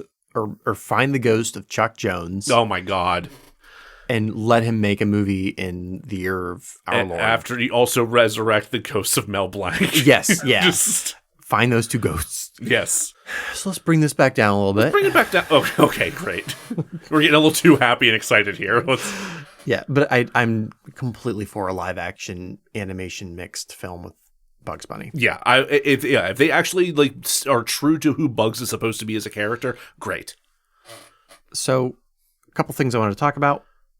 We've kind of throughout talked about our feelings on what happened to the Thief and the Cobbler. Yes. Bad. Bad. Very bad. I felt my heart sink into the pit of my stomach whenever you brought, oh God. I've never cried on stream before, and I felt like I could feel myself welling up. It was like, holy shit. When I watched the recobbled cut, there's a couple scenes where I'm like, oh, this is so beautiful. Yeah. The artist's conundrum. So Richard Williams refused to do anything but perfection. Yeah. And because of that, the movie was never finished. The art was never finished. Part of me really hates to say this, but it feels a little bit like self-sabotage. Like the equal parts of me are like, you're awesome. You're awesome for dedicating yourself to this singular piece of art. The other half's like, you fucking idiot. Why didn't you do a storyboard? that one detail kills me. Yeah. Like the fact that he waited until it was too fucking late to finally do a storyboard. Like, bud, and they have some of the people that were on his team in these interviews, and they're like, they're pissed. Yeah. They're still pissed about it. I'm sure. That's infuriating. Like, my dude, that feels like a rookie mistake. And you're not a rookie at that point. I had this friend, Tyler. He drew this picture of Jack Nicholson from The Shining. Okay. Because of course he did. Was it like him looking through like the axe hole in the door? Yeah. Okay. I remember him telling me the story about how when his mom got it, I think laminated is the word I'm looking for. He had his own mental issues. He had a mental breakdown. Oh, geez. Because he could no longer tweak it. Right. She wanted to preserve it, but in his eyes, it's not done. Correct. Yeah. Because he'd been like tweaking it. Well, now he would no longer be able to. Yeah. Frozen in time. Yeah. There's no salvaging that, getting that out of the laminate at that point. Yeah. I think what he was trying to convey versus what I took out of it, different things. There has to be a point, Mr. Lucas, where you let go of when the art is done. Yeah. If it's not... I wasn't expecting to talk to George Lucas in this episode, but here we are. I don't know. I don't know which side I fall on because if I were to continue to work on, say, American Curse. Yeah. Forever and ever and ever. Yeah. Part of me is like, what I would leave behind, that film I would leave behind would be this like crystallized perfection, or as closest to perfect as I could get it. But also, I've deprived the world of how many knife breakers because I spent so much time on American Curse. And you got a lot of knife breakers. I've got a lot of knife breakers in me. Like how many films did Richard Williams not get to work on? Or, I mean, he never completed a full feature film. Yeah. Because he was such a perfectionist. Mm-hmm. Like that's noble, but stupid. But noble, but stupid. It's repetitive and redundant. Yeah. Also repetitive and redundant. So what do you think? Because I don't know. Man, I like stare at myself in the mirror for a minute because that has been my biggest problem as an artistic person for years is just horrific perfectionist streak and a virulently negative inner critic. Yeah. Like that I beat myself up so fucking hard if I am not able to like one for one get whatever's in my head out onto that page. Which is really hard. It's so fucking hard to do. Like you see experienced artists sometimes say like, no, if you have it in your head, you can put it down on the paper and just fine. It's like, no, you're neglecting the like hours of work part to like get it done. And there's all the points in between there where it's real hideous and ugly and you haven't gotten it just right. And it kills your fucking soul for a little while until you finally start to break through and make some progress. And suddenly, you realize you're going in a different direction and the picture in your head changes. And then you have to, it's a fucking nightmare. Art's fucking hard. There's this image that Scott and I will send to each other every once in a while, and it's about editing a film project. Yeah, and it's like the way you feel about yourself, in the kind of secular process of this sucks, I suck, I should die. Yeah, this is okay. this is kind of awesome. This is yeah, great. This is great. And that no matter how many times you've worked on a film, you always go through that process. Yeah. And you kind of get to a point where you have to, and this is said over, like it's a cliche at this point, you have to trust the process where, you know, we've been editing American Curse, and there are points where I'm like, this sucks. I suck. Yeah. and triply so because I wrote it, I directed it, and I acted in it. Yeah, no, you did all of that. You did everything. Not by choice. It was not entirely a masturbatory project. No, that you stepped in out of necessity at the last minute to fill a role. That is, but we're editing it, and I'm like, I feel like I should hate myself now, but I also know that like once we tighten the scene, once we color grade it, I don't know why, but like color grading it always makes me feel so much better. It's such a noticeable difference. There's something that makes all that work so much more tangible. Yeah. Whenever you see that new shot, essentially, like it makes it feel shiny and new. It's like a new toy.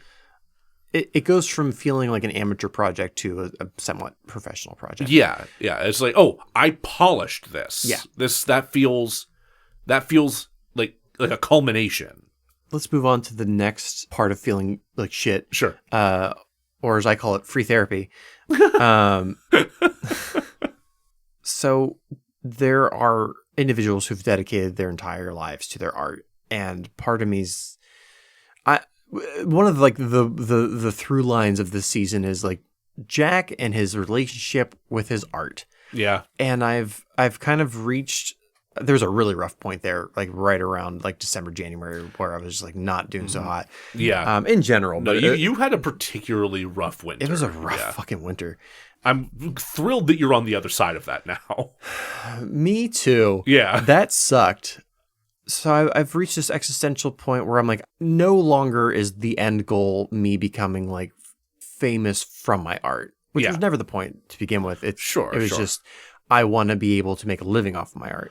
Well, I've downgraded my expectations to, instead of making my art well known to the greater population, finding the thing that makes me happy specifically while I was in undergrad. Mm-hmm. And I was able to specifically write and direct my own plays. Right. And my therapist and I identified this very specific moment in time where I was like the happiest of creating this art. And I had done this. I've talked about it before on the podcast about doing an adaptation of Alice in Wonderland that was titled Saving Alice. Yes. And specifically, there was several times this happened where it was not an easy to understand show. It was never meant to be. It was like talked about all of the shits that I had in my head, and not in an entirely linear fashion. Sure. Which people tend to have a problem with. It can be difficult for some folks. So the show would let out, and the way the studio was set up, you had the main entrance, and then you had the classroom that was attached next door, and the classroom is typically where like costume changes would occur. Yeah. And then there's a lobby right outside.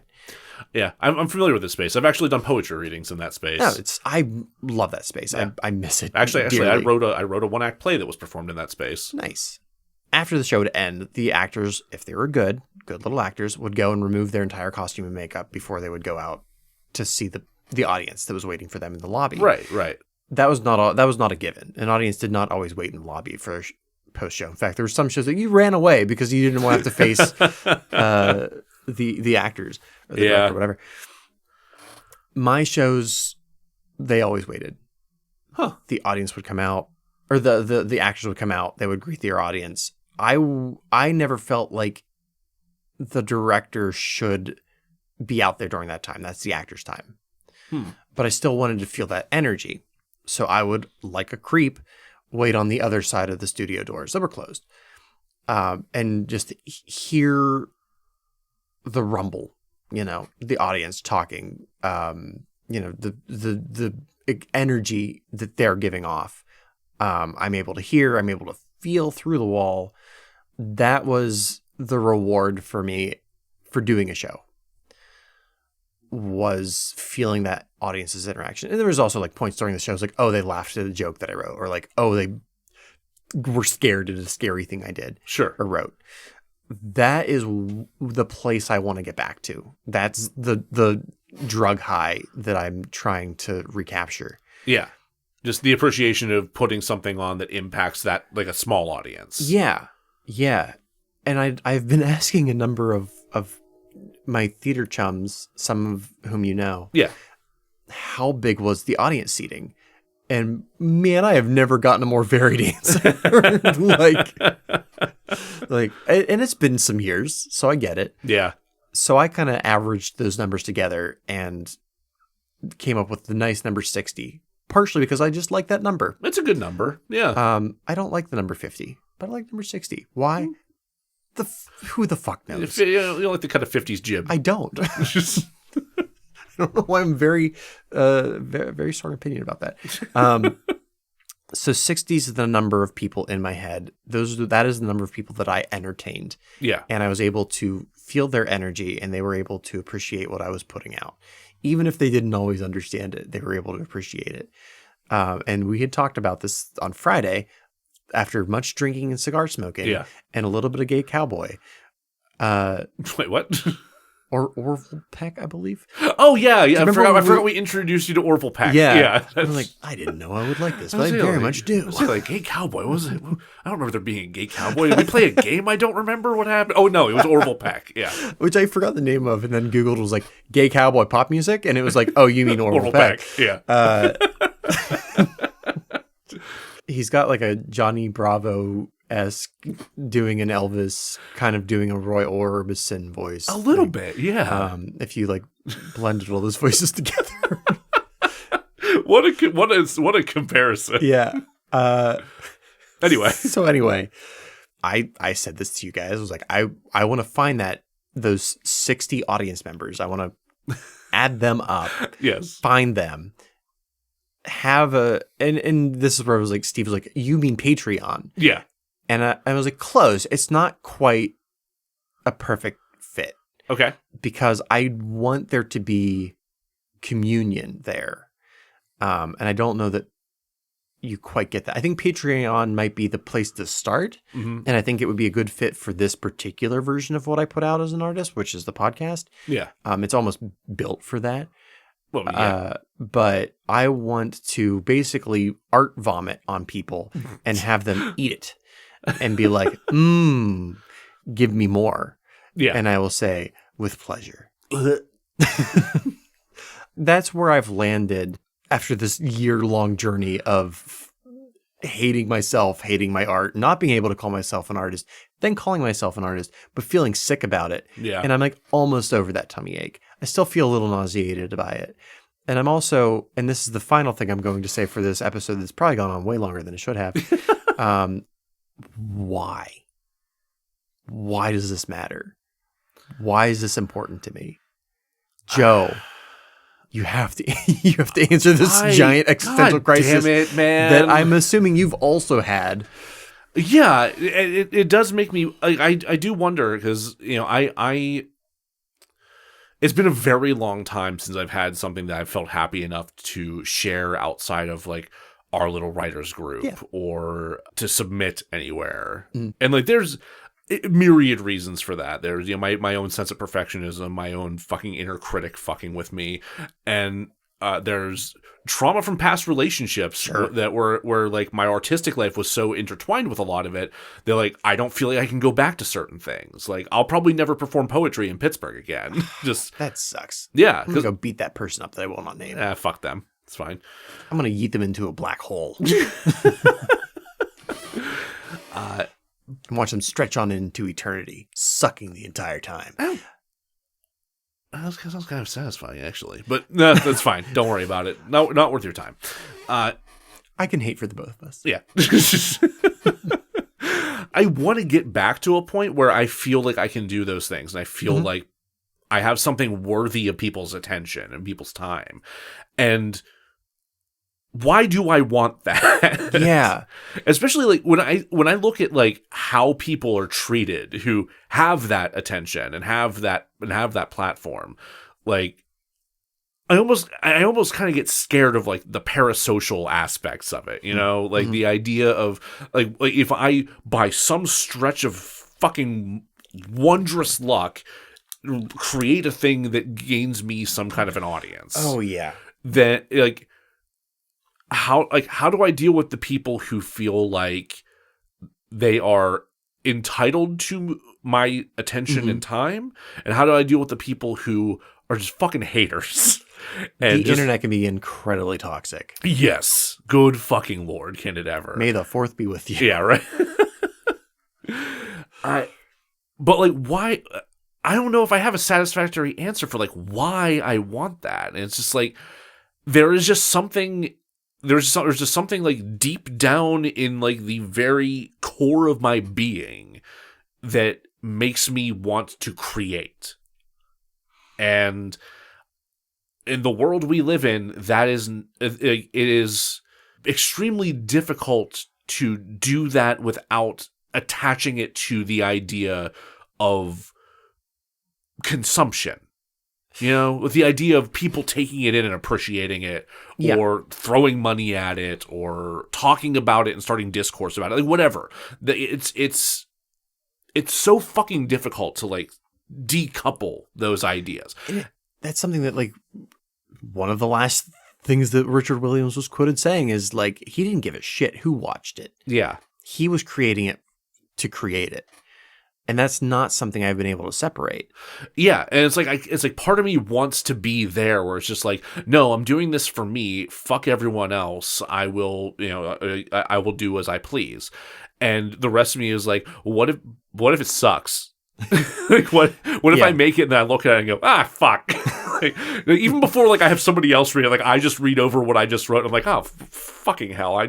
Why did I drink while doing this? Or was I drinking while doing this? This is a bunch of garbage, and I just tear it up and throw it away. One of the things I really miss about the studio theater is I would go and watch plays by, all kinds of artists, all kinds of writers and directors, and there were plenty I fucking hated, but I appreciated them because the intent on most of them, because there were some that were just masturbatory. Well, sure. That's bound to happen. It's undergrad. Yeah. They all wanted to create something that they were proud of. Mm-hmm. There were plays I watched where I'm like, this is not for me. This is not my thing. I'm not enjoying this, but I can appreciate where the writer, director, the actors are coming from. There's plenty, especially like music. There's plenty of music where I'm like, I can tell you're talented, or I can tell that you tried really hard. I will never like what I've discovered is nightmare jazz. Didn't know that existed. Not for me. Can appreciate it. I like both nightmares and I like jazz. Mm-hmm. Together, not so much. And maybe there isn't an answer. Maybe there's not a satisfying answer for this. But why did Richard Williams sacrifice 30, 40 years of his life, several marriages? Why did he look at this piece of art and say, that is important enough for me to... And you don't have to do that. You don't have to do that. And I'm not saying like, man, I wish I sure did. Because I've had relationships that I've ruined because I've been like, nah, the art's far more important. And Scott's been a really good influence on me as far as like, one, safety is the most important thing. Yeah. Two, you got to finish it at some point. It doesn't have to be perfect. It just has to be finished at some point. It's like you have to.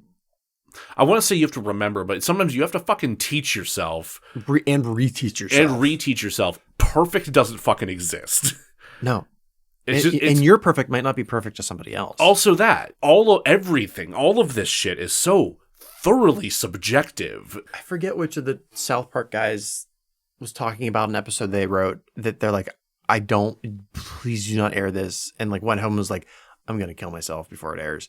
And then it turns out to be like one of the most popular episodes, of course. Like, why do we as meat puppets care enough about this thing that we're either willing to sacrifice relationships or our lives? Or I remember watching this interview with the director of photography. I think he worked with Tarantino, talking about like he knew he would be terrible to be in a relationship with, so he dedicated himself to the art. Which I'm like, good for you for, I guess, knowing that you would screw a relationship. Yeah, like on the one hand, I guess like bravo on self-awareness, but also like holy fuck, dude. Yeah, and I feel that's kind of where Williams is coming from or came from. Yeah, and probably should have been aware enough to know like maybe after the second marriage this isn't going to work out. I like either that or like, man, maybe I need to dial it back and like reevaluate some of my priorities. Maybe like we don't have to do 24 pictures per frame. Yeah, like maybe I can reevaluate what the threshold of lazy is in terms of my artwork. But at the same time, I just spent like however many hours gushing about how gorgeous his art is. And it is. That's the thing, is like it's both impressive and sad in some ways. Because like the work is objectively an incredible achievement. Like the fact that he was able to produce images of that quality with fucking pencils and paint and markers and whatever else, like that is wild. He was able to look at a piece of paper, and there's a scene towards the end where the thief is on basically a roller coaster. He's like on a cart. Yeah. And it like spins and comes closer to the camera and then goes away. And there are ways that he could have done that easier if he had the equipment that basically Disney had. Yeah. He didn't, so he just did it in his head. Did it in his head and then put it on fucking paper. Yeah. That is so much time and effort and money and I mean, like the artist's eternal struggle is, man, if I had more money, this would be easier. If he had more money, he could have hired more artists, more animators to work for him. Or he could have not been doing commercials. Yeah. He did Ziggy cartoons. He did Ziggy cartoons? I think so. Yeah, I think he did a couple animated Ziggies. Jesus. Which is not even a character I recognize, but... I could pick Ziggy out of a crowd. I could probably do that, but that would be it. Yeah. I much prefer that Garfield. You are a Garfield boy. That's true. I am. So I don't know that there's a satisfactory answer for this, but that's kind of where my head is right now. And I'm with our next season. There's a number of things I want to try that are stepping very much out of my comfort zone. Sure. I'm slowly, for better or worse, after the last couple of years of living where we do, giving less of a fuck about the greater audience and caring much more about the audience that's immediately in front of me, which is you right now. Yeah, that's fair. And possibly Antonio and possibly Emily Gray. Hi, Emily, if you're still here. Hi. If you are, that's a Sisyphean feat for all the bullshit we've talked about. Like, these are the people I care about entertaining. Yes. In general. And I want to, having made it through this winter, both metaphorically and physically, move forward as an artist with that in mind. So it's the artistic equivalent of being present. Yeah. In terms of your performance. Yes. Yeah. So it's not that you're striving to achieve a larger audience or attract new people in. You're focusing in on the people you know are engaged. Yeah, I spent it's kind of a similar thing that Kevin Smith went through. Yeah. Where he's like, the studio's trying to gather a larger audience, and that'd be fantastic if more people listened to our podcast or saw my movies. Yeah, I would love that. Yeah, and I'm not saying that we shouldn't want that, no, but I do agree, and I'm on the same page with you here that like just creating the best thing that we can, so that like the audience of us and like our friends and immediate and the listeners we know we have, enjoy it and can engage. I spent so much time during the first season running myself ragged trying to advertise this fucking thing. Yeah. And like we're still going to advertise, and I think there's more we can do or a different way we can do it. But the more important thing for me is to make episodes that I'm proud of. Yeah. And I feel like we've done a much better job of that this season. I think we've done a pretty damn good job. Yeah. And there have been people that have gone back and found season 1 stuff, and they're really enjoying it. Yeah, I mean, just recently, a bunch of people, or a couple of people, have gone back and listened through like what seems like all of our episodes. So, like, if you're one of those new listeners of the past couple of weeks, thank you. Like, welcome. We're thrilled to have you. I'm not going to go the whole way into it because I do want to save it towards the latter end of our season, which we have 2 more episodes after this, or 2 more subjects after Basically, this. yeah. We have Assassin's Creed coming up next week, and then Blonde. Well, I think there's a second unit in between there, but just to tease a little bit, because I don't want to wait till our last episode to give it away entirely. Okay. But because I want to be able to like get it in people's heads, say it over and over and over again. Sure. For our third season, instead of ending the season with our Razzie winner, Yes. which we will still cover. We'll still cover. Oh the yeah, Razzies. we'll still do that thing. We have we have our grim duty. We want to push ourselves, Yes. both as artists and podcasters and filmmakers. And filmmakers. I literally took the words out of my mouth there. We're going to host a film festival. Mhm. And that film festival will be strictly for bad art. Yes.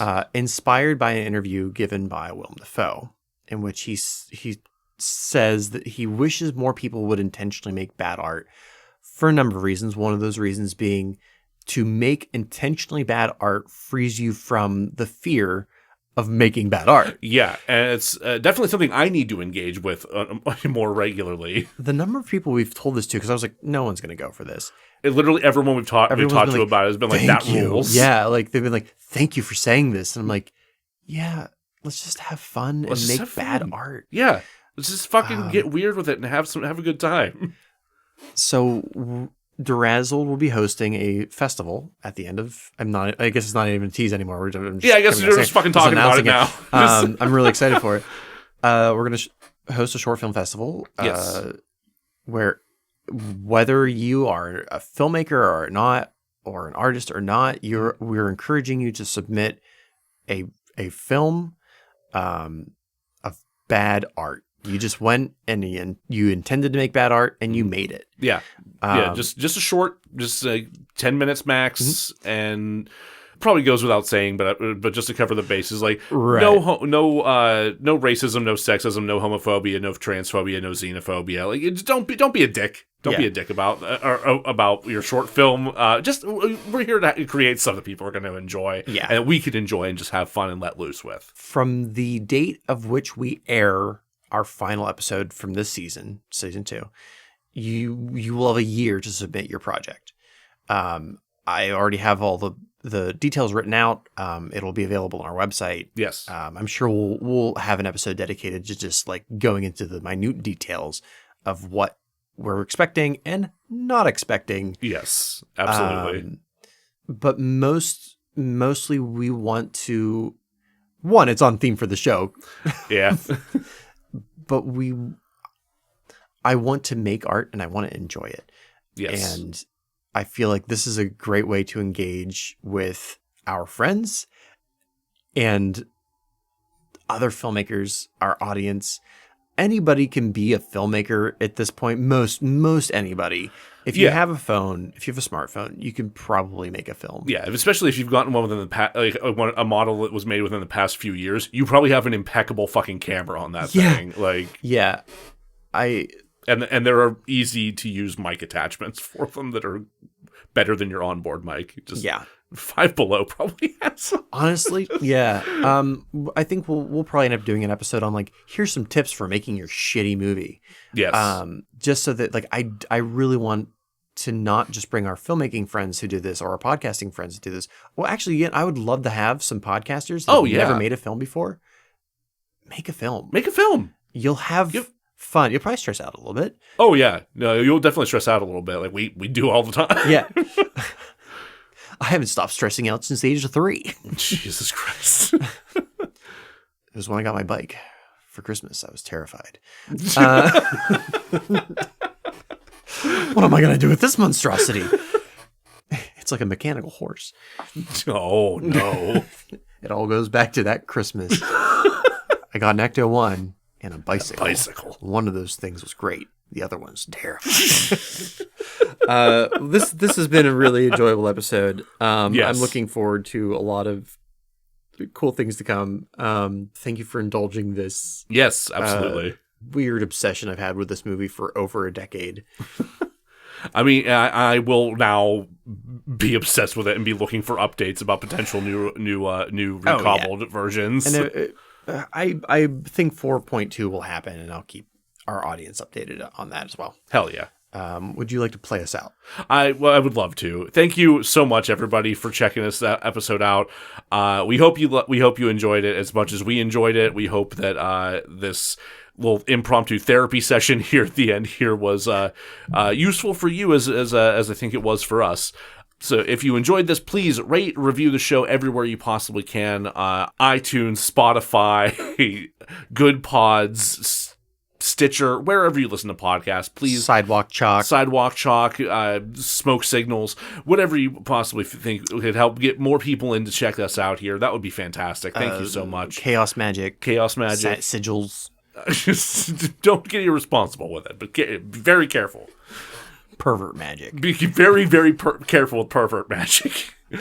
If you want to follow us on social media, you can find us on Twitter at DeRazzledPod, Facebook at DeRazzled Podcast, Instagram and TikTok at DeRazzled_podcast, and you can email us at DeRazzledPodcast@gmail.com to suggest anything you'd like to see us cover in future seasons, or to inquire about the film festival, which, as we said, we'll have more details of in upcoming episodes. If you're not careful, you can end up with penises for fingers.